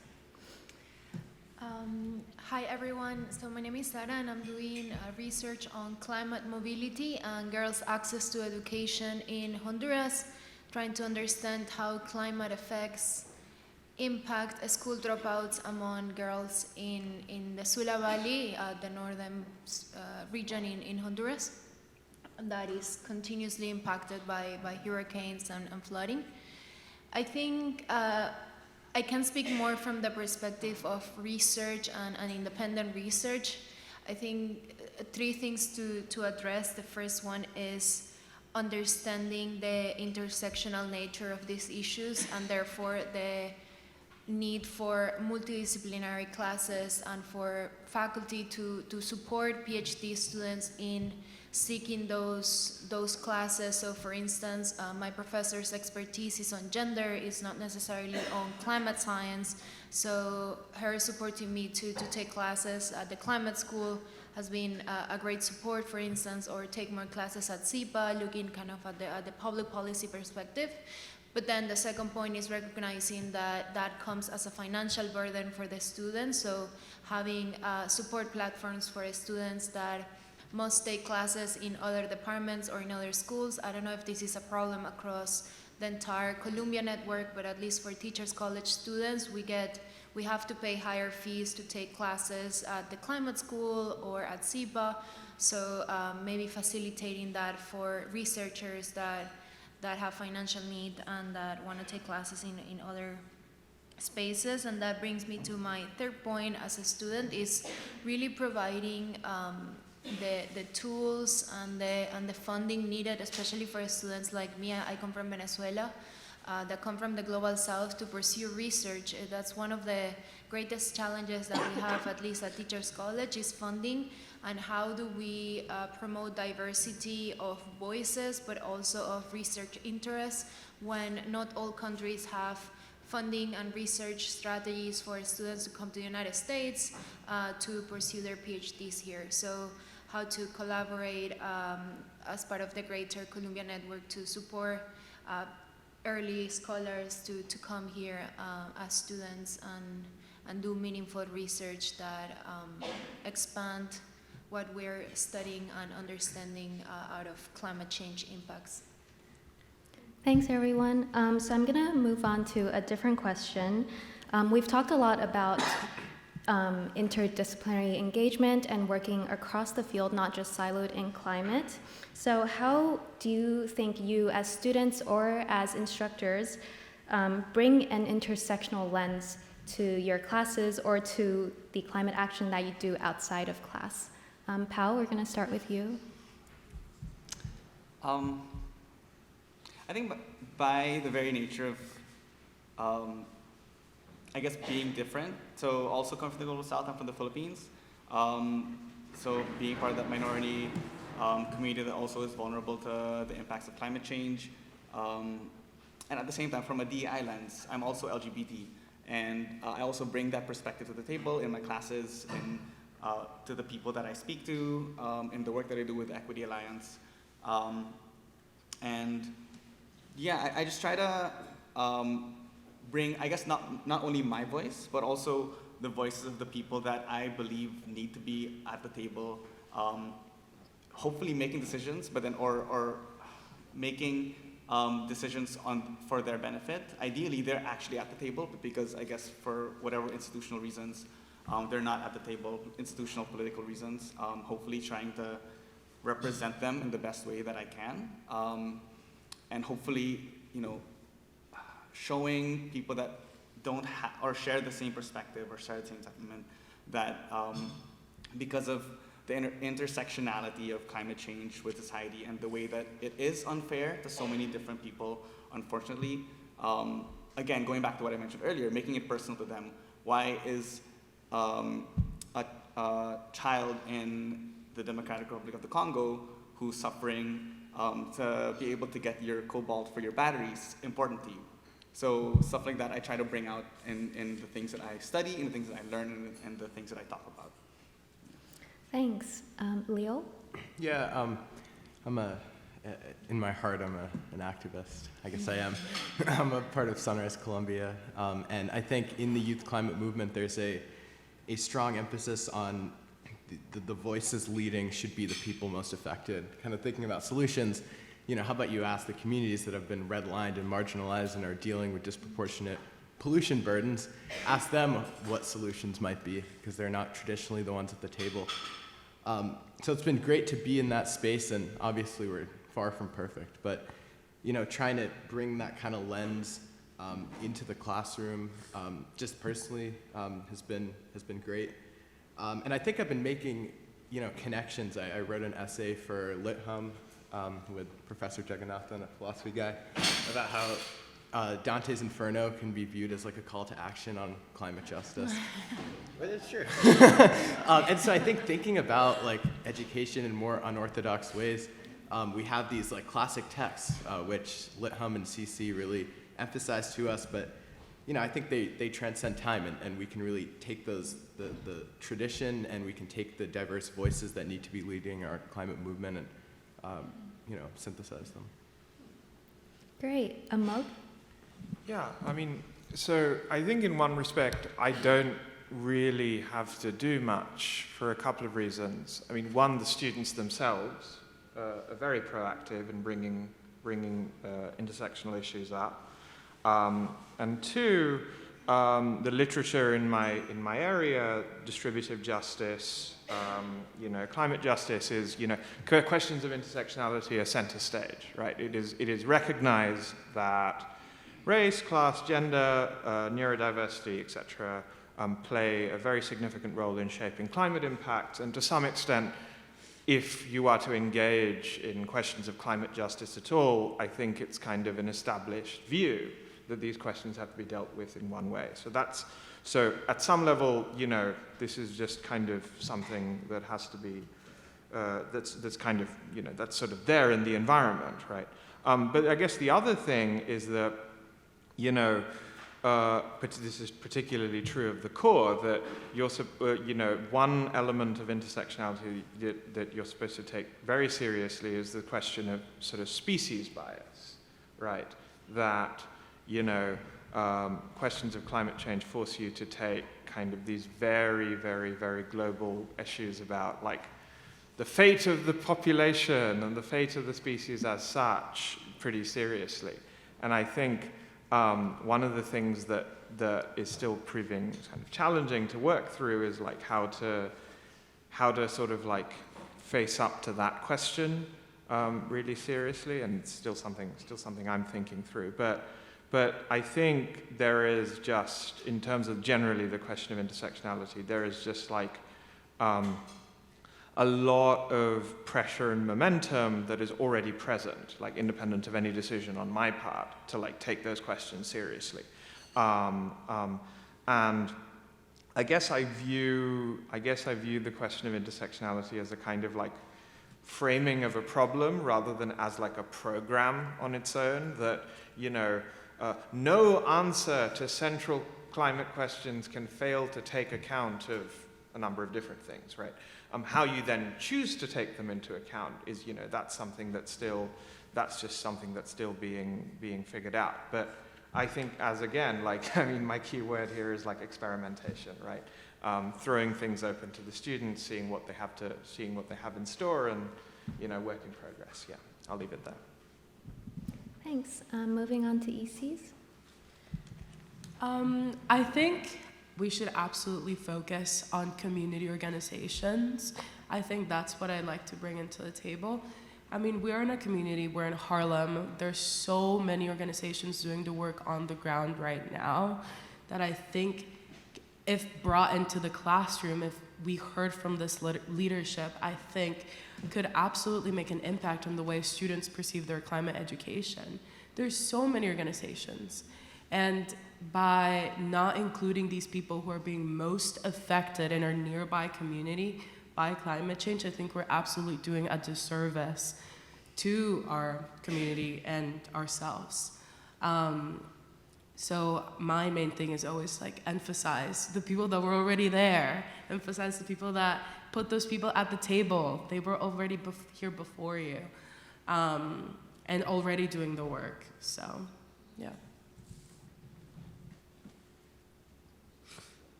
Yeah, Delaney?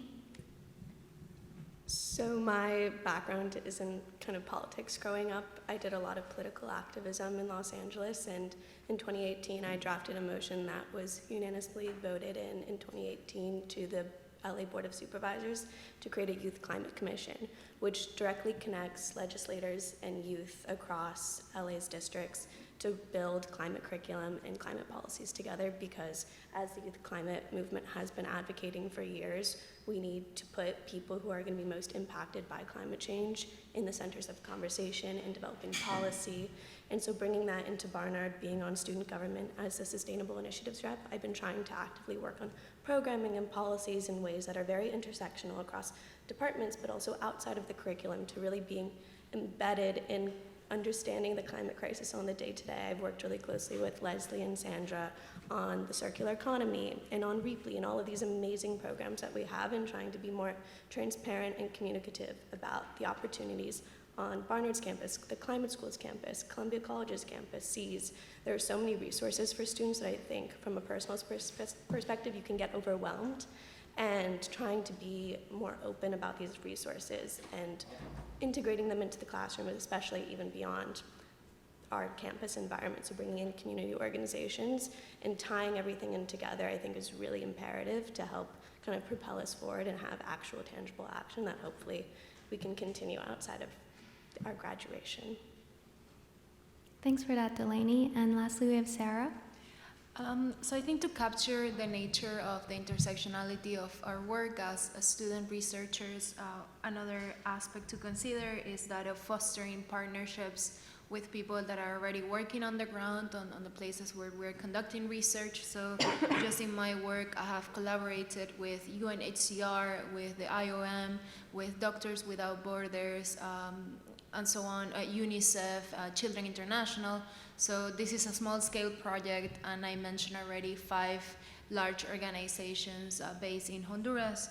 So I think that that's another way of advancing applied research with people that are already, or that already have an understanding of the context, and then we bring as researchers another perspective to our applied work. And I think that's another way of building of what my colleagues were saying, kind of fostering community-led organizations and promoting collaboration to take really our work out of the silo of academia to the places where it is most needed. That's my contribution to it. Thanks, everyone. I want to give us enough time for workshopping, so I think we're going to wrap up with just one final question. If you could say one thing to teachers or professors who are wanting to teach climate but haven't really been in that space before, or for students who are climate curious but maybe not studying anything related to climate or environmental sciences, what would you say? Amog, we'll start with you. Yeah, I think embrace the difficulty, probably.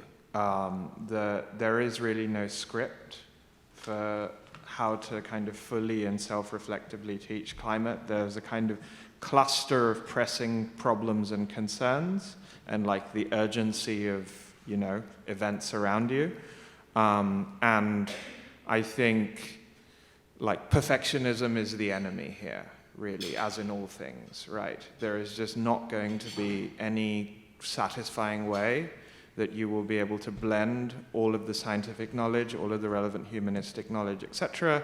So I would suggest not to try to do that, and to really try to have a sense of the sort of how daunting the challenge is, but also how urgent the challenge is, and to have them both kind of there at the same time, right? Yeah, so I will go back to my motto, which is experimentation, right?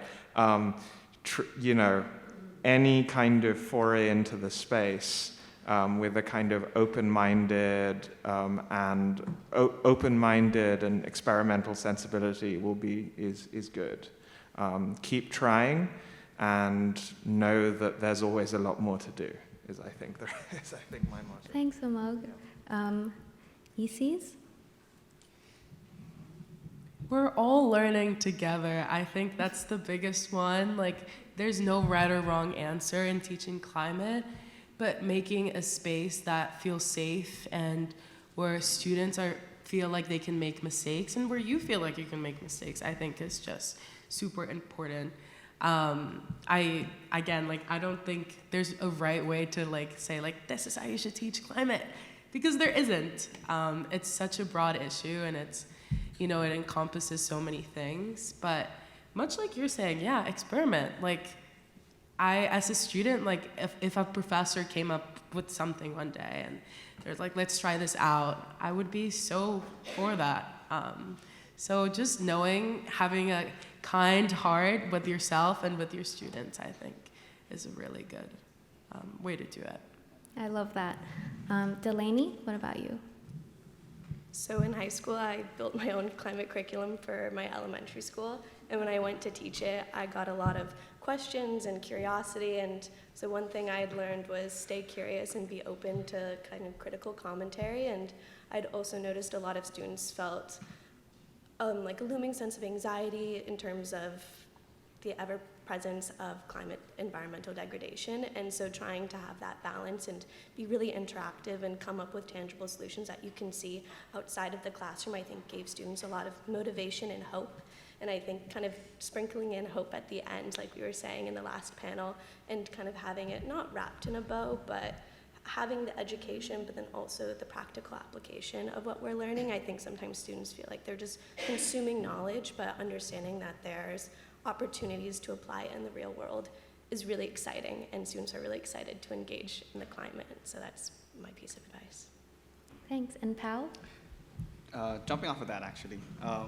So as Amog said, embrace the difficulty. I'd say embrace the excitement, as Delaney mentioned, because there is so much doom and gloom out there, which shouldn't be overlooked for sure. But then, and going back to what I mentioned, I guess in the two previous questions also, is making it personal can get people motivated and excited about these solutions, these transitions, and working with a lot of people on the ground who have found ways to fight this crisis. I think personally it gives me a lot of excitement to see what they've done right, to see how they were able to touch people's lives and make their worlds better in whatever ways, and embracing that excitement in whichever way that excites students, or even the teachers as well, I think is something that would help in leagues. Awesome. Leo? Yeah, I'd only add that I think this is a very time-sensitive issue. You only need to, go down to Union Square to see the clock to understand that the time we have left to make a dent in this issue is getting smaller and smaller. And I think our university recognizes that in principle. It's one of our values, I understand, in establishing the climate school is to, have a all hands on deck approach to fight the climate crisis. So I think the time is now. I think this conference is great, and we absolutely need to talk about this, but we also need to, tomorrow start doing this. We can't wait. Yeah, so in terms of recommendations when it comes to theory, I'm a TA for a class called Decolonial Theories in Education. So that's my recommendation, to really start thinking about courses from a critical perspective, bringing as much as possible decolonial theories and also critical theory. So authors like Quijano, Escobar, and then in critical theory, Paulo Freire, to really unpack the structures of power that are shaping climate policy, understand what is extractivism, what were the consequences of colonialism when it comes to climate change today, and unpack those politics of climate change. And then when it comes to practice, to bring different case studies across disciplines from the sciences to the arts, and also bring guest speakers to the classroom. This example that I gave of the climate mobility class at the climate school is taught by 2 experts in the field, and they bring every week a guest speaker that specializes on a particular topic, and there's room for collaboration within and outside the university for students to be exposed to different perspectives when it comes to a class in arts or in education and so on. Thank you. Can we give our students a round of applause? Thank you. That was just terrific. Really, a lot of important insights. So we're going to skip ahead, and we're going to invite our colleagues from the campus sustainability offices who've been doing some really amazing work up to talk to us a little bit about how to make our campuses living labs and harness some of the faculty and student energy we just saw. So my pleasure is to invite Leslie Raucher and Jessica Prata up here. Hello. How's everybody? You having a good morning? All right. So my name's Jess Prata, and I just want to thank the organizers for including Leslie and me to be a part of this. I feel like the last couple of panels couldn't have set this up more beautifully, actually. And just thinking about how do we create more opportunities for students to feel like they can actually take the things they're learning about and then take some action. That was something one of you said, and it directly relates, I think, to what I want to talk today about, which is just to share a little bit about the universities. I'm at Columbia. I lead the sustainability office there, and we've done some really interesting work collaborating with the classrooms and with some faculty to do that, to make the campus a lab for students to take the things you're learning about and actually really get in the weeds on particular topics. And I wanted to just share with you a little bit about how that's structured in with the university's commitments, and a little bit more also about how we're starting to think about scaling that up, and how maybe you can be a part of it. So the sustainability plan that we launched at Columbia in 2021 is on the screen. It's a robust plan. There's 6 sections, as you can see. And if you go to the next slide, we're thinking about the implementation of the plan in really 2 pathways. Sitting on top is really this overarching desire and goal to achieve net zero emissions by 2050 or sooner. I'm hoping for the or sooner. The way we're thinking about the implementation of that is in 2 categories: living net zero and building net zero. So the building net zero category really focuses on the things that are being done right now actively to work towards transitionary infrastructure to divorce ourselves from fossil fuel.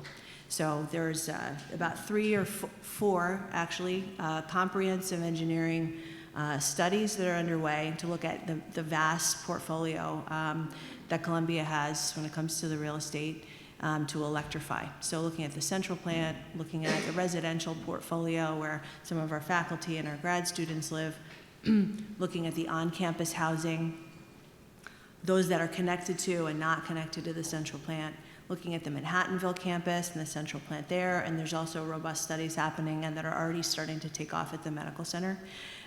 So that's on the infrastructure side. There's also thinking about the university's fleet. So how do we actually transition our vehicles from gasoline-driven vehicles or diesel to electric or hybrid? We transitioned 6 of the inter-campus shuttles that you see circling around the campus to electric a couple of years ago. There's plans to keep that up and also to expand on that for all of the vehicles that public safety drives, that facilities drives, things like that, to make sure that we're going in that direction. And then, of course, there's the way that we build. Manhattanville is a thing. Central to that is making sure that we're doing it in a way that's sustainable, but also looking at the retrofits that happen every day and all of the renovations that happen every day. Anytime a new faculty member is engaged, anytime an office needs to be moved, how are we doing that so that the decisions we're making around that don't set us off course for the goals? That's building net zero. Living net zero is where is where the rubber hits the road for the topic today. Because as you see circled in red, one of the goals set in the plan was to continue to formalize pathways to integrate student voice and work into a campus work. And this is the marriage that we think really needs to be scaled up and is at the center of bringing climate to the next level. So I just wanted to share, it's so hard for me, sorry, I'm like turning around. If you take a look at our site, you can see some historic projects we've done. And I wanted to just share with you some of the topics that we have. Basically, our office serves as a client. We have worked with a number of faculty, and we've done, so not only in the capstone format, but also in the thesis format, as Jackie knows, taking different topics that we need more eyes on and we need more brain power around to move the university forward. And so the topics you see on the right are those topics that we have served as clients on. So we have positioned and created projects and put them into the, and worked with faculty to bring them in the classroom around shuttle route efficiency, around waste disposal practices, campus and fleet emissions. We just did one recently on pathways to reduce university air travel and doing research on how other institutions are rethinking business travel, which is a scope 3 emission. How can we think about that differently here? And so forth. I don't have to read them, but I'm sure these slides will be circulated. So we have a nice framework for how to do this, and what we found is that it's the most amazing marriage because we're a small office, and we need more brain power around this, and these issues are complex, and they require a deep dive. And for the students, and this is an opportunity in a semester, and I'll get to it in a minute, but it's an opportunity in a semester to take a really deep dive into that topic. One of the students mentioned that if I do a course on food, what then can we do about it? This is something to do about it. Like, why not take that topic and say, all right, well, what's the university doing around food purchasing? And where is that data? And maybe we can get into it, and maybe we can position the university to scale up a solution and really make some progress on this. So that work happens in this environment, and we see there's great opportunity to expand it. To that point around food, this is the most amazing thing happened in the fall, where we learned of the mayor in New York City he's vegan, and he set a plant-powered challenge. Has anyone heard about that? The plant-powered challenge? Read about it? Yeah? I know about it. Nobody? Seriously? Okay. Okay. He launched a plant-powered challenge, basically saying to institutions in the city, Don't feel bad, it's getting announced later this month. Exactly, this yeah. This is the preview. Okay, fine. I was trying to lay the guilt on. Fine, Leslie. All right. So they are launching it later in the month, saying, come with us and look at your food purchasing and see what you can do about reducing the emissions associated. So basically, find new solutions so you don't have to use meat all the time. Incorporate more plant-powered options. So we had a capstone group, knowing this was coming down the pike, look at this in the fall. It was through the Sustainable Development Capstone, Professor Jenner Lawrence and a group of about 5 or 6 students dug into sourcing data that our dining team provided to them, did some research on how this could be rolled out, and the result of it led to Columbia signing on to this Plant Powered Challenge as the first institution to do it in the city. Because they provided us with the case saying, here's how you can do it, here's some challenges, here's how you can overcome them. Our dining team was so committed to this anyway, and we're really eager to learn about how they could take it to the next level. But it was really the students and their work that enabled us to see it on paper and led to us joining. So we've done a lot around it. The students were just featured in a video that the mayor put together around this challenge. They're coming to the launch. And so it was so cool because in that semester, which doesn't often happen, they were able to see the fruits of their labor come full circle and the results of it. So it's really exciting, and there's many more opportunities, and then I'll pass it over to Leslie to expand on this model. And what we're looking to do in our office is to expand the resources to support that. So what I would really love to see is us to hire a campuses lab coordinator to be able to work with, hopefully, more of you on what are you doing. Sometimes we hear about faculty working on topics, and Columbia is they want to focus on Columbia, but I hear about it after the fact, or it's like, wow, I wish we'd known because we could have really been strategic about getting the students in maybe in front of more players. So if we can be strategic about it, I would love to hear from you. And if there's areas of interest that you have or things that you think maybe overlap with any of these topics or maybe others I don't even have up here, just know that we're here and that we would really like to scale this up. And I think we also have a commitment from the climate school too to try and create more opportunities in the form of internships and what have you to just think about how do we resource this. But you know, just know that I'm here. I would love to hear from you.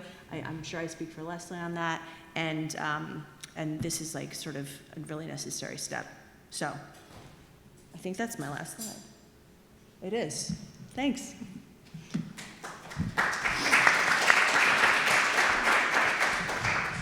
Hi everyone, I'm Leslie Raucher. I'm the Associate Director for Campus Sustainability and Climate Action here at Barnard.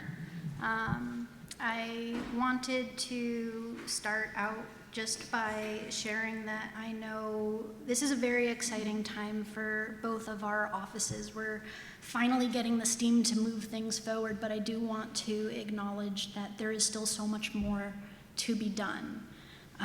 But we're in this period where people that we've been trying to reach out to are finally reaching out to us. They're trying to think about climate in their own areas, and it's just such a great feeling to finally be having our voices heard, and to finally be not the only cheerleaders of climate and sustainability on campus. So thank you for being part of that. Our office takes a 360-degree approach to sustainability and climate. We think about three big buckets: academics, finance, and governance, as well as campus culture and operations. I think that you'll find the sustainability offices on any campus or institutions have to wear many, many hats. But I wanted to share a little bit more about what we're doing. We do a lot of work in the classes, as Jess was talking about, but so that you can get an idea of what we're doing and figuring out how we can work with all of you to think more about how our work, even if it's the operational side or the governance side, can fit more within your classroom. We've been tracking our academics for a number of years and been really happy to show so much growth, not necessarily because faculty haven't been teaching it, but because we've found it. We have over 217 courses taught across the department in over half of our departments, so that we know our students are able to find sustainability-related courses in almost all of their majors, at least half of them. Hopefully they're taking courses somewhere along the way. Something really major that happened over the summer, a collaboration between my office, the climate school, the registrar, is the fact that faculty, you can now tag your courses. You can now share with us if your course is sustainability or climate related in course management. You can go back and tag old courses, or you can do it when you're uploading new courses. It's not student facing yet, but very soon students should be able to search for courses based on a sustainability designation. On the Barnard side, these courses go into our semesterly course guides that we publish for students to be able to find your courses. If your course is not there, please feel free to reach out. I would love to put it in there. We're also thinking a lot about how sustainability is thought about in the decision making, as Jess had mentioned. We started with a climate action vision, and we've done a number of iterations to figure out how best to include our campus community in making these decisions, and our most recent iteration of this was actually a citizens assembly, which is showing to be a really amazing tool in the world of climate advocacy and working towards creating solutions for this climate. It's bringing random groups of people together from across the college to think about issues. Everyone has something important to say about this, and taking our lead from what the community is saying and how they would like to see us move forward. It has been a very interesting opportunity. I wanted to share this one resource from Barnard, the Democracy Innovation Lab. Really has a lot of interesting information on participatory governance as well as deliberative democracy. And I think it's a really interesting way to think about how decisions are made and could be a great new idea to bring into your courses if you haven't done so already. But really bringing the voices to the people for important decisions is really how we eliminate boundaries, borders, cross political aisles, and come to decisions together that can actually create movement forward. In terms of our campus culture and operations, we have been doing a lot to understand where Barnard stands in terms of our greenhouse gas emissions. We have a brand new commitment to net zero that was announced at our president's inauguration to reach net zero by 2040. And we have some really important steps lined up to help us reach this goal. Our first will be the new renovation of our science center, the RDSC. We are working not only in just our operational scopes, but we are working also to think through our purchasing, our waste, all of our scope 3 emissions around things and stuff. And we're doing this in a circular framework using circular economy principles. And I skipped scope 2, sorry. Hydropower. We've just been allotted a nice 16% of our electricity is coming from hydropower from New York State. So we're hoping to expand on that in the future, but it's really amazing, great first steps. One example of our circular campus framework that we're thinking through our scope 3 emissions is Move Out. So if we have any students here, I'd love for you to check out our Instagram, and I'd love to hire you as an eco rep. We do a huge turnaround of student stuff, trying to keep it out of landfill and bring it back to students so that they can purchase affordable, gently used items in the fall. We have so much we can talk about. Really, we encourage you to come speak to us, our offices, to figure out how we can mesh what you're doing and what we're doing together. We have data sets. We would love for you to create data sets. This is a poll from the Intro to Environmental Science class, really helping us learn about what students are thinking, what they're feeling. And we put a lot of this information in annual reports, but if you're interested in something like the number of packages that we get in the year, we have that too. The last thing that I'll say is that your emails to the proper departments are a huge way to help us do our jobs. Voices that are not our own mean a lot more to people who are in decision-making capacities. So please, please, please, when you see something, when you're interested in something, when you want to see something change, please send an email and CC us, green@barnard.edu.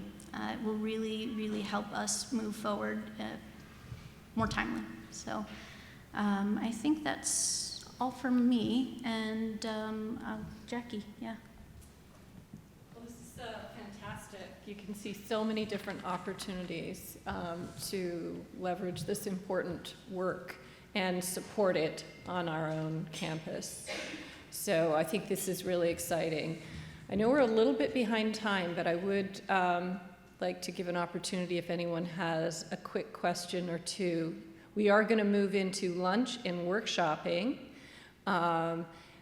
And you know that it is Global Climate Climate and Justice Education Week, apologies.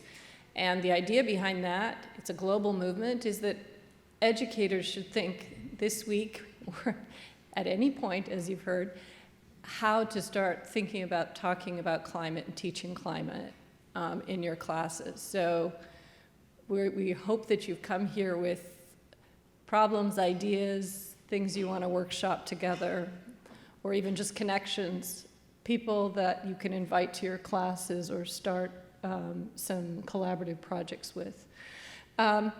So, with that in mind, though, I will give the opportunity for a question or two before we move into that phase.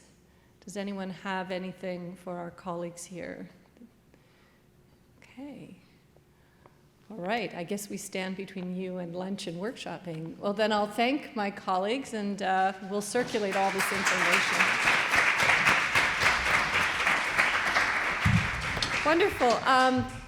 Alex and Melissa, would you like to come up quickly just to give us an idea of what happens next? And introduce yourselves, please. Thank you. Thanks so much, Jackie. Hi, everyone. I'm Melissa Wright. I'm the Executive Director of the Center for Engaged Pedagogy here at Barnard. So honored to have you all here on our campus today.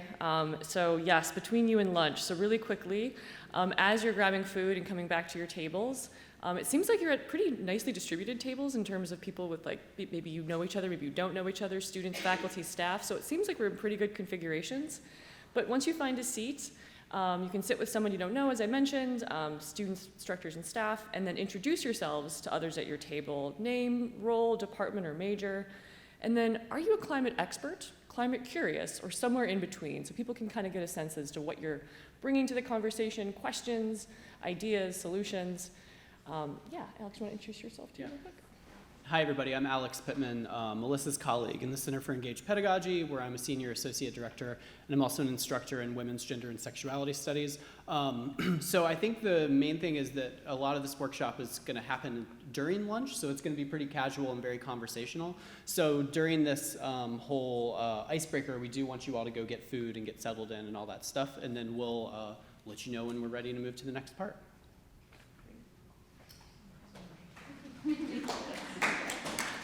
Just one more thing. We do have some wonderful student rapporteurs. Could you stand up quickly and just wave your hand? Wonderful. Thank you. And they will be recording and writing down your ideas and your questions as well, so that we can carry these forward to our institution. So I just wanted you to know that that's happening. Please go get lunch. Thank you. All right. Would anyone like to share either, something that came out of the conversation just now, or what they were jotting down around key concepts?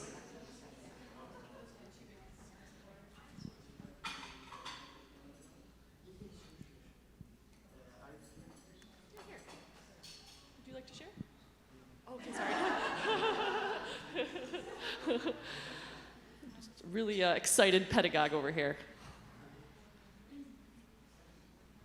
Yeah, thank you. So the majority of the 7 of us are architects, not myself, but then something that was mentioned was the importance of data in whether it's teaching, making decisions, because data helps with decision making, and especially in a lot of fields related to sustainability, related to climate change. These decisions affect people in so many different ways, and so with more data, we're able to make better decisions towards the climate. So data analysis could be a core skill as well there. Yeah, great. Data literacy. Anyone else like to share?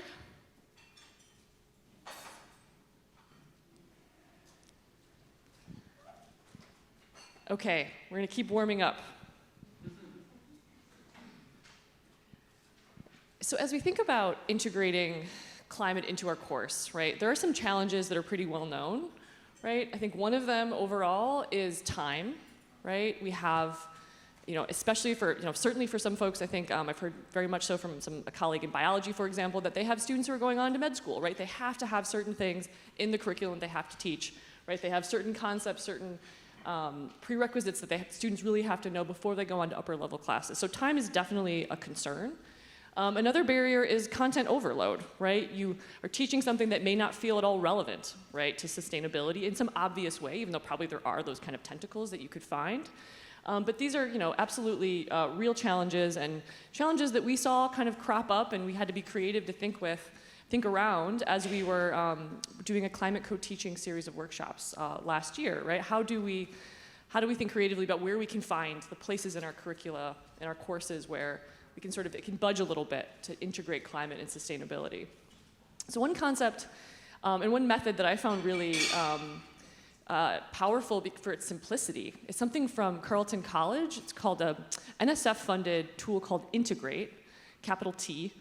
And their website is just like so helpful. I really recommend checking it out. We'll have a QR code on a later slide. And their idea is, well, let's not think about sustainability and climate as a branch of your class. How do we make it part of the trunk, right? How do we find the meshing of sort of concepts, right? So that if you are, teaching about the ocean floor, it's sort of an example of one that might be a little bit easier, right? How do we find the sustainability elements that when we're teaching about the ocean floor, we're also teaching about climate and sustainability, right? Or if Alex is going to give some great examples later from his class. I teach on food, right, and food justice in some cases, right? Another one that's maybe a little bit easier, but how do we find that connection that blends the two together? So as we're thinking today, we're going to sort of try to find that trunk. And here are some examples. So here's the model, right? So we have on the stage left, we have disciplinary key concepts that you just sort of jotted down that lend themselves to sustainability connections, as we just did. And then we also have sustainability key concepts, or we could say climate more broadly, environmental justice more broadly. And then you're trying to find in the middle of the Venn diagram where those two come together and where the sort of integrative sustainability concepts kind of come together in your class. So as an example here, a geoscience key concept is something like Earth is a complex system. And then the sustainability key concept on the other side is Earth is a finite resource. So then how do we blend those together? Anthropogenic versus natural carbon cycle, right? So just an example to sort of think through, like, we don't need to bring in necessarily like a whole new unit into the class, but maybe there's a way that we can actually infuse it within the work itself. Which isn't to say this is easy, right? But an example.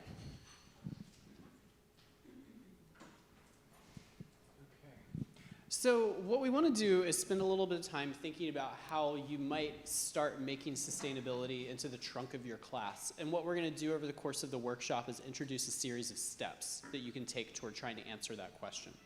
So what we want to do is we're going to rely on a Teaching Towards Sustainability guide that the Center for Engaged Pedagogy produced in collaboration with some environmental science students last year.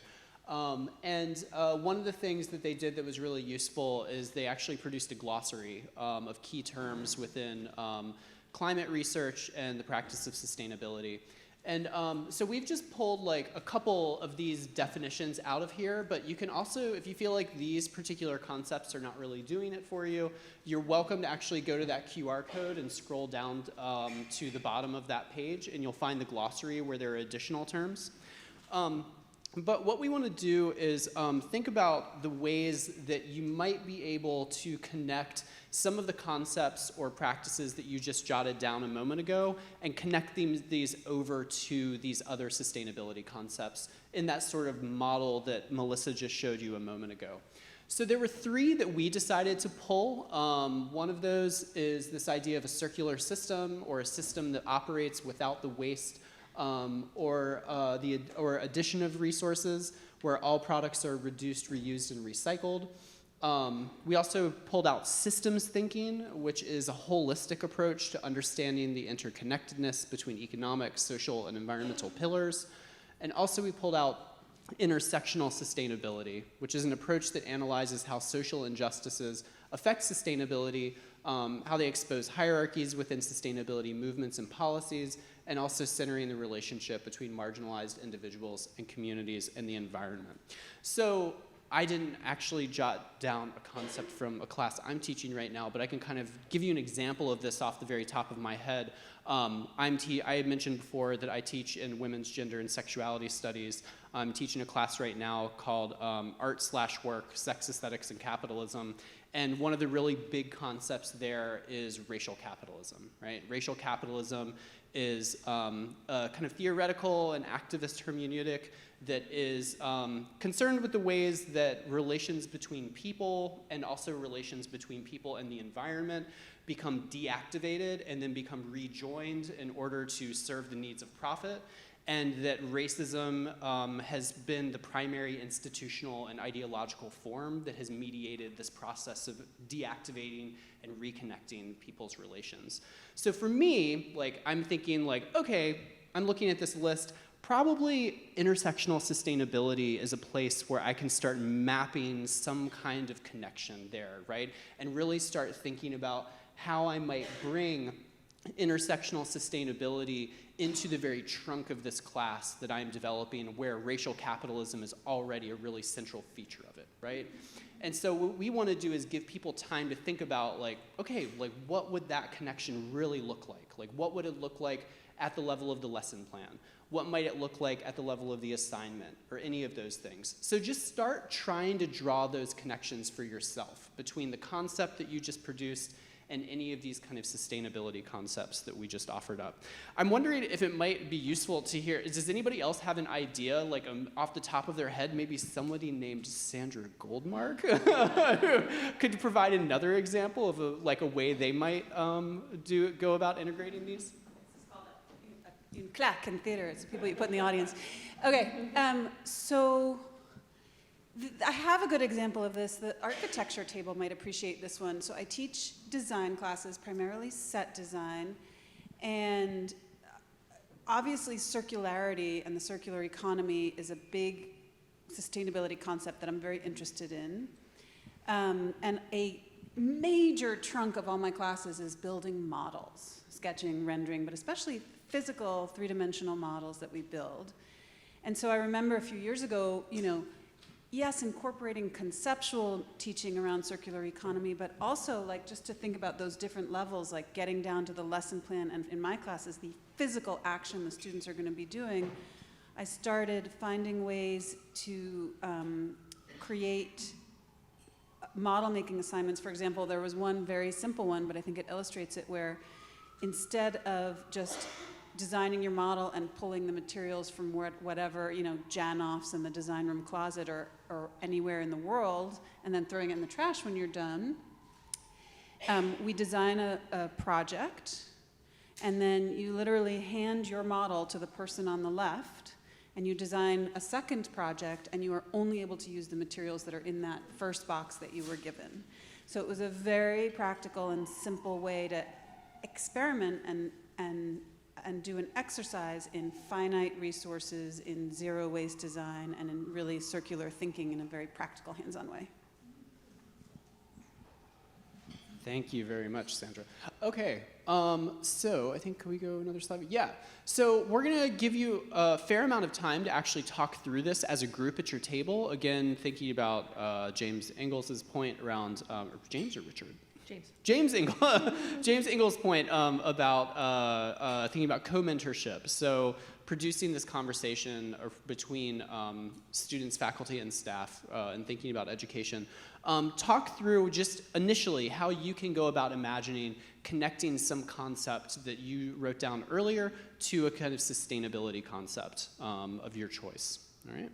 I'd love to now invite folks to share either the substance of ways in which you were thinking about integrating concepts at your table for your course, a class you're taking, a class you're supporting, or the nature of the conversation itself, how the feedback and the kind of co-mentorship at the table was working, or what you learned from somebody else at the table.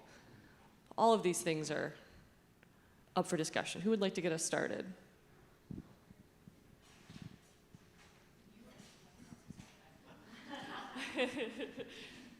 You've been volunteered.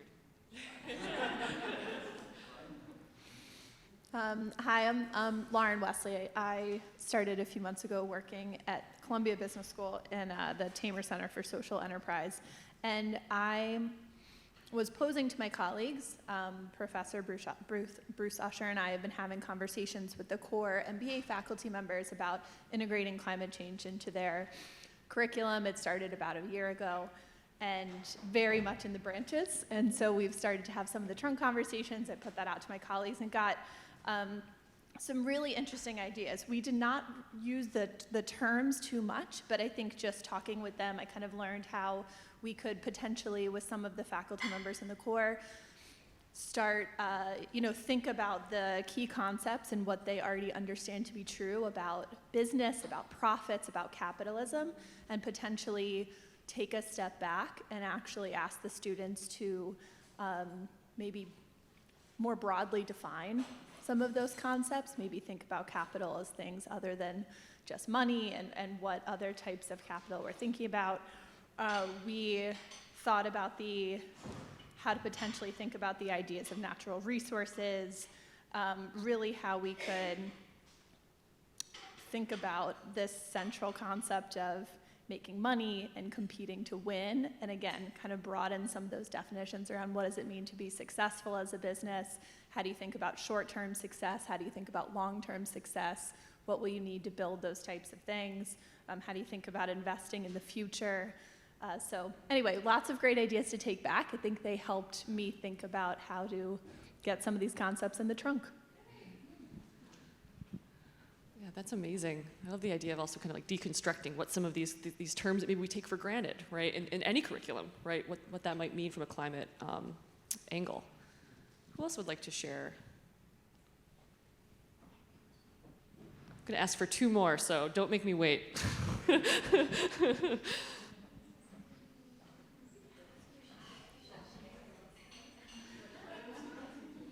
Somebody at this table? Yes, great.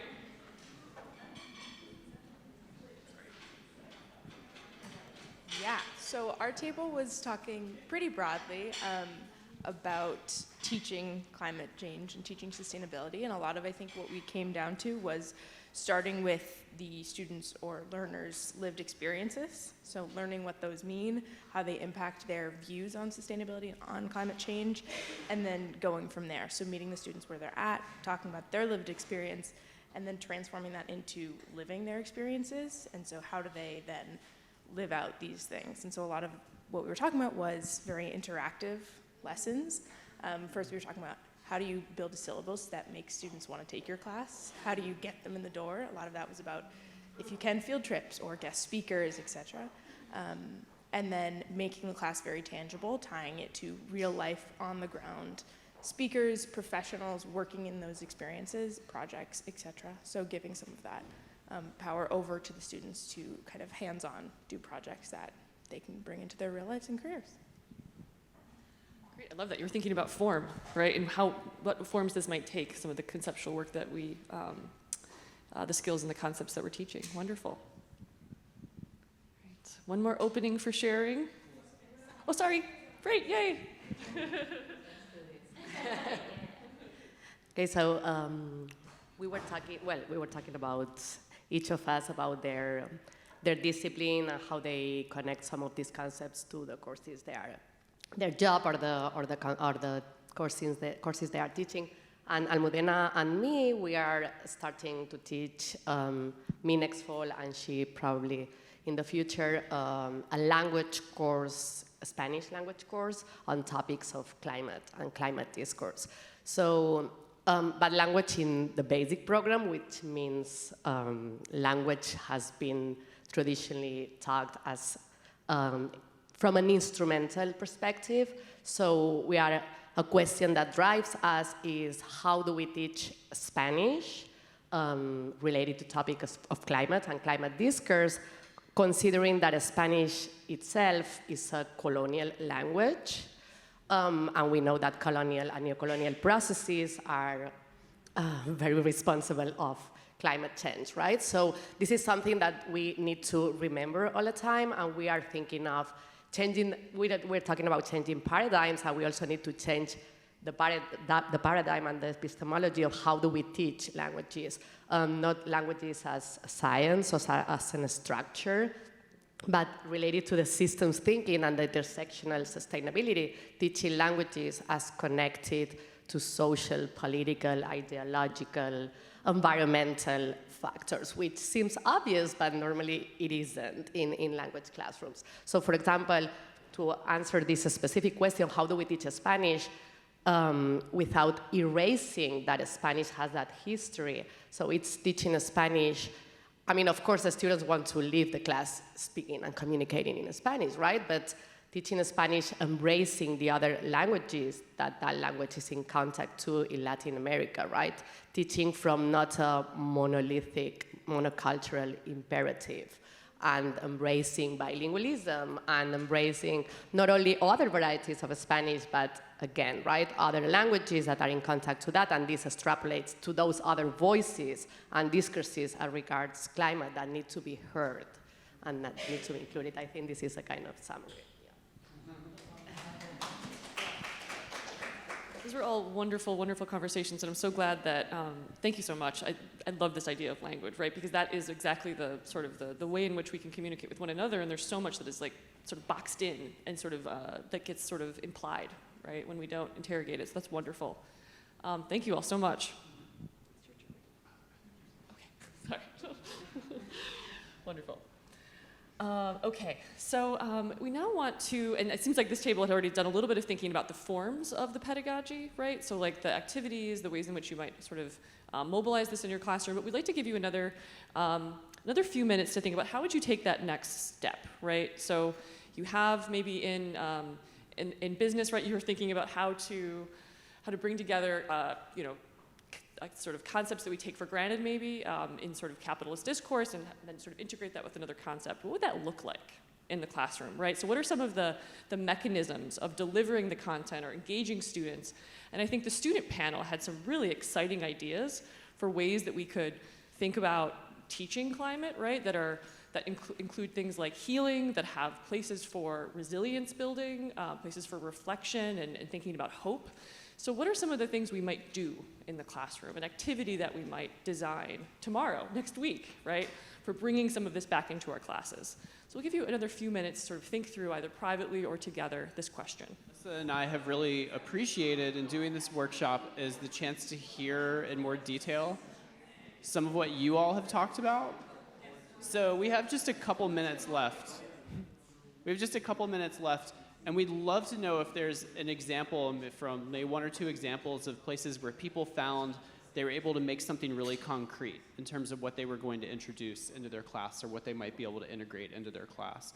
I know we've talked about some of the big ideas, but was there anyone who was able to get really specific in this conversation?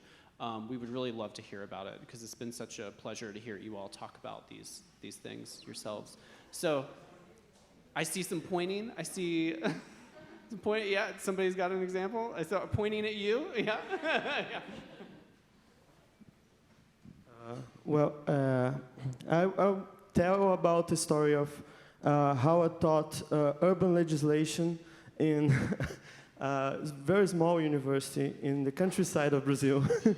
And the biggest challenge that we had was how can people connect with the subject and at the same time they could think about reality instead of only think about just the subject.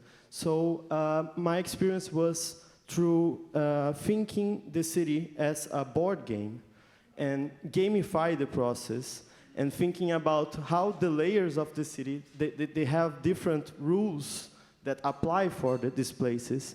And all the students, they have tasks and of course, with points on stake, so they would be engaged on that.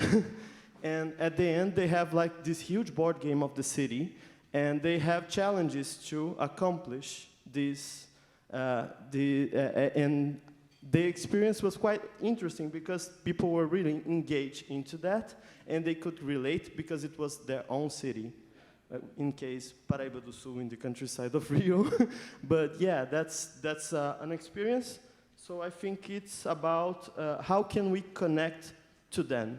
I think that's the biggest challenge, and gamifying, it's one possibility. Thank you, that's great. Love that. Anybody else have like an inspiring example that they had from their table? Yeah. I'm not in higher education. I'm actually a co-chair of the Sustainability Committee of my kids' school, and I just wanted to share something that has been done recently. You're probably aware that community compost is being cut. The funding for community compost is being cut in New York City.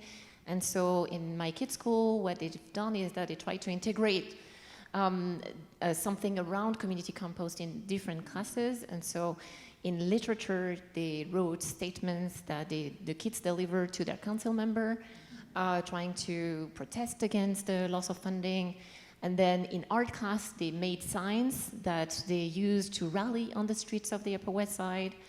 And then in chemistry, they put different materials in a jar, and they exposed it to oxygen, and they looked at how the materials would biodegrade. So again, this is for elementary school students, but I'm sure these kind of ideas can also be replicated in higher education. Thank you, that's great. It connects with a really good theme of like, just how is it that we can make something tangible and meaningful for people in their lives, right? So it's not just a subject, as you were saying, but it's really like connected in, and it sounds like a similar principle is emerging with what you shared as well. Yeah. Hello everyone, so I'm Amisha, I'm from Nepal, and I work with an organization, non-governmental organization, and I work a lot with internal armed conflict victims. So this was not something to do with climate education, but last year we did something like with disabled armed conflict victims. We wanted to teach them about law, we wanted to teach them about their social protection schemes. But we know that in Nepal, the literacy rate is also very low, and disabled armed conflict victim, not everybody is educated. Their grasping ability is also different. So we had a workshop where we invited the participants. We told them that we will be teaching them law. So when they entered the workshop, they saw nothing, no chairs, no desk, and they were amazed. They came to me, what are you doing? What is it about? So it was a dance workshop where we invited participants from age 18 to 50, and then male, female, children, all of them. And then, so what we did was we asked them to co-create steps. It was not a predetermined steps, but then with them, like if you are, we told them that if you are showing how to show your fundamental right to eat, right to food, how are you going to come up with the steps? So they did, somebody put their hands on the mouth, somebody did something, and we brought the best steps together, and then we moved into a whole dance act, right? And what happened later was, after this workshop, people actually remember the steps that we taught them for Right to Information Act, like where they can go to, which authority they could go to, how they could write their application, how many days to wait after submitting an application. All this was done in a whole dance act, and they actually applied and submitted the application, and they got a response from government authorities. So this was something we practiced, and we termed this whole workshop as performing and informing rights. Thank you, thank you. I think I'm going to turn it back over to Melissa to wrap up, but it was great hearing all of your ideas. That is engaged pedagogy if I ever heard it. I also just wanted to call out a comment I heard over here. I think it may have been a comment that you made, that the trunk is just a model, right, for saving time, for thinking about how to integrate things into your course. But branches are still cool, right? Like we like branches. They're great. Like there's no bad answers here when it comes to thinking about climate in your class. So this is just really kind of one model for thinking about. So thank you for that comment. I was like, oh yeah, I should say that out loud, louder. Okay, so Alex and I and some colleagues from the Center for Teaching and Learning at Columbia are going to be speaking on a panel after, in more detail, but really quickly, some CEP support and resources. You know, you've heard about our Teaching Towards Sustainability guide. There's a QR code in the upper corner here if you haven't scanned that yet. And also, I just have to say again, that was really a collaborative effort with students. It's just a sort of evidence of how students really can help us shape this conversation in general, and we just really truly believe in student research and empowering them in this way. We offer climate teaching programming. As we mentioned, we did have a climate co-teaching retreat. It was fall of 22, and then spring of 23, we did workshops. If you're really jazzed about this, like email us. Like we need to know that there is a demand, right, to sort of continue offering these things more regularly. But we're jazzed, so let us know if you are. And then we have a pedagogy library, and we'll actually be raffling some of these books at the end of the day today. So there's several climate teaching books in our library. We're happy for you to come browse them if you're just curious before making a purchase or scanning a chapter in it. So please do come check them out. And then we're here in general, one-on-one consultations, class observations, just meeting with us to think, hey, how do I put all these pieces together, right? So certainly feel free to email us at pedagogy@barnard.edu. I think just thank you all so much for your engagement and participation. This was really wonderful to witness.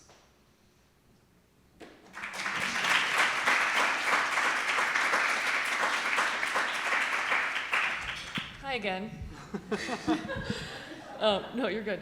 So I'm going to do very little talking on this panel, but I'm just here to support my colleagues. But we thought it was really important this is a joint event between Columbia and Barnard. We thought it was important to have voices from both of the respective centers for teaching and learning. So I will let my colleagues introduce themselves, but yeah, thanks again. Am I first? Hello, my name is Abby Schwaring. I use she, her pronouns, and I'm the Assistant Director for Graduate Student Programs and Services at the Columbia Center for Teaching and Learning.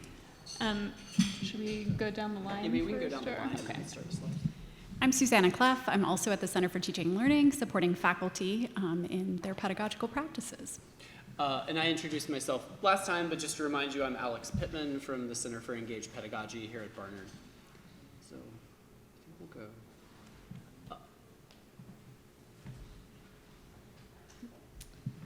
Okay. Okay, I'll start off. So you also got a little bit of an introduction to some of the things the Center for Engaged Pedagogy has done. Just to tell you a bit more about our center, we're located in a building just right next door, the Milstein Center, which houses a bunch of the centers here at Barnard, and also houses the library. We're right there on the first floor. You've probably looked directly into my office and Melissa's office if you've walked through Campus Walk. So one of the things that we really emphasize, and hopefully you got a taste of this, is about how we really think about knowledge production as something that's supposed to be collaborative and holistic. We have produced things like a guide on teaching towards sustainability, but I think there are some other forms of support people might just want to be aware of that you can always use the Center for Engaged Pedagogy for. One is that at the start of every academic year, we accept applications for our pedagogy grants.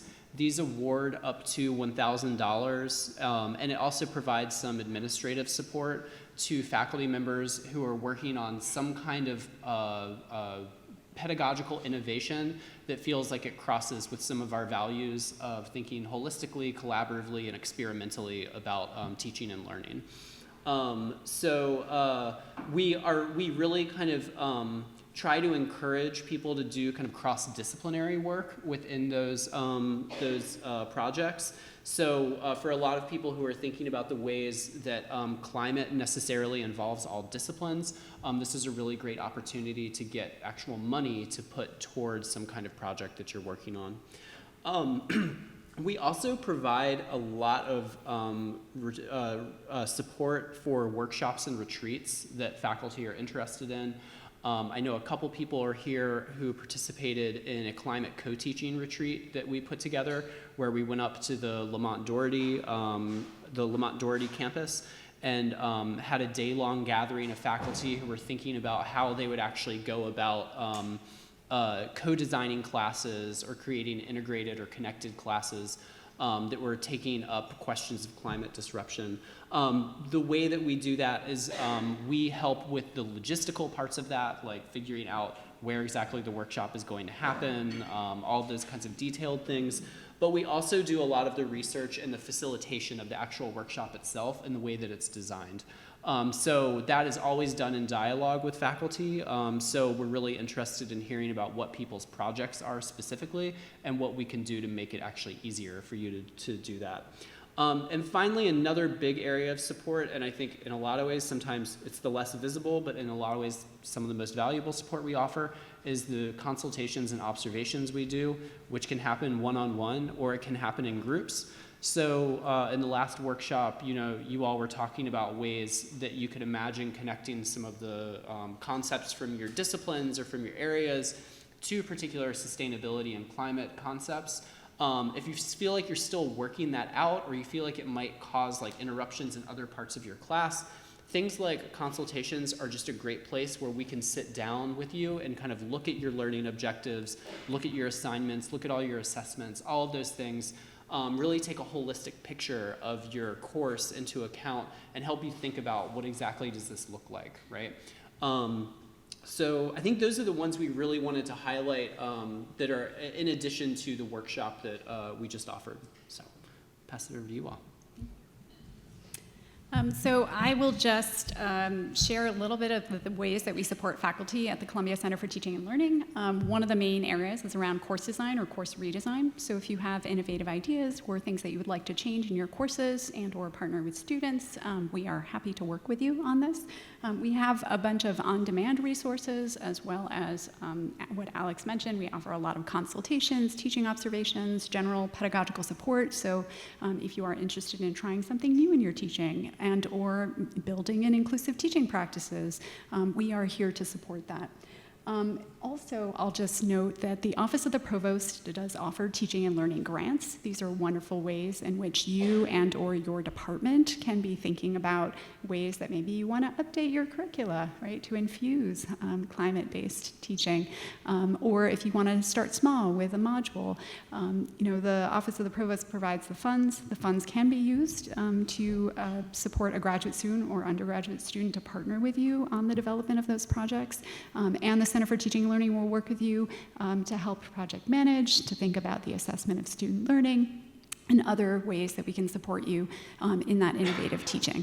A lot of those projects get featured as part of our annual celebration for teaching and learning, and so we do have a repository on our website where you'll find a lot of examples of some of those projects over the years, hopefully provide some inspiration, and I hope that we get a chance to work with you. I heard a lot of really great ideas today, and sort of building on the great ideas of the students, I really hope that we get to see you come through the center. And I'm gonna pass things off to Abby.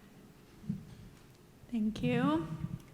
Are there any graduate students in the audience today? Or anyone who works with graduate students? Fabulous.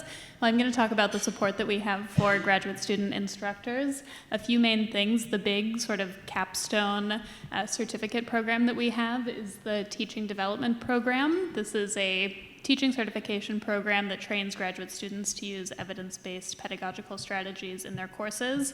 And one interesting feature is that if you advance to there's a foundational track and an advanced track, and when you switch to the advanced track, you have the option of declaring eco-pedagogy or sustainability pedagogy as your area of focus, and I support those students. We also have consultations, and if there is any consultation that has anything to do with sort of climate justice or sustainability, that usually comes my way, so I put my contact information down there at the bottom right. And we also have course design support. We have actually tomorrow a syllabus from scratch workshop.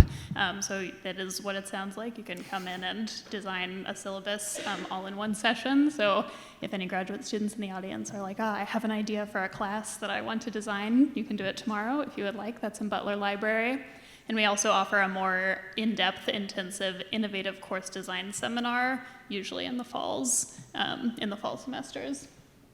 And I will say, since there are other sort of faculty and people in different roles here, I'm also the chair of something called the Earth-Centered Pedagogy Special Interest Group, and one thing that we do is invite speakers to come and share their work with a bunch of educational developers and people who are interested in teaching. So if that sounds like something you're interested in, I invite you to reach out to me and we can get you connected with that as well. I learned something. I used to work at the CTL, so it's cool. Well, thank you all so much. I mean, I think that is a wrap. Do you want to? I am so sorry. No, no worries, no worries. Don't worry. Here we go. Unless there are some questions. Yeah, does anyone have a question? We have just like maybe a minute.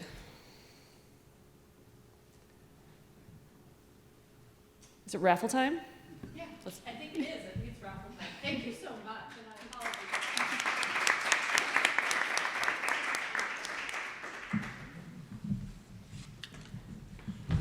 Yes, let's ask them to complete the survey. This is for real. Thank you so, so much for coming and for your time and your input and your thought. We would really love to hear from you. This is the first time we've tried this. We think it's important to do the co-mentorship, to do the, community building around this. So we really hope you'll give us some feedback and also that you'll stay in touch. We've created, with support from these amazing folks we have here that are supporting all our pedagogy, we've created a coursework site So we'll continue to share syllabi and everything, and we're going to make sure you get access to that link and know how to join so that we can continue the conversation. So please, if you have a moment, just take a moment to reflect on today and give us some of your feedback. And as we do that, we are going to announce the winners of the raffle for some really fantastic book by our colleague Radhika Iyengar. Radhika, would you like to just come up for 1 minute, please? And maybe you also want to mention something about your fantastic network that people can join. Do you want to give us a little preview of the book, and then we will announce the lucky people who get it. Thank you, Jackie, and thank you for including my book in the raffle. It is a Earth Institute primer on climate education. So it's really the basics that we've included and some examples that Cassie Zhu, she was earlier on here at Lamont, and we've combined a lot of examples, case studies from Earth Institute faculty, researchers working on various concepts, bringing communities involved. So hopefully you will find that book useful. It's called the Climate Education, Teaching Climate Education. It's a Earth Institute primer. And one more thing I wanted to mention, my colleague Laurel is here, and Danny also. We've combined this Earth networks idea into education concept. So we have this Earth network, which is an education focused, climate education focused network, climate resilience focused network. So feel free to look at the website or at the Earth networks at the climate school if you are interested in the education side of networks. We've brought in various different groups, scientists, social scientists, and we've created these amazing working groups that are working on various different topics, curriculum, needs assessments, and others. So if you want to be more engaged into climate education ideas and cross-cutting ideas across the networks, I think that's a great group to join. Laurel is here, and I'm here. If you have any questions, please let us know. We'll be hanging around after the workshop, after the session is done. Thank you. Thank you, Jackie. Thanks, Radhika. I actually have the two names on a random number generator. So we have two books. The first person is Lauren Wesley.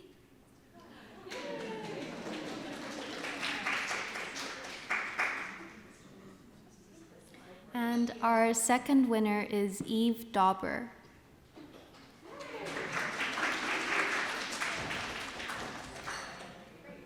Wait, stay here, Anna. Okay. I just really wanted to thank this amazing team that allowed this all to happen, and in particular, my colleague here, Annie Huang. Could we please give her a big round of applause? She was just incredible, honestly, in putting this all together, and without her, none of this would have been possible. So thank you so much, Annie, really.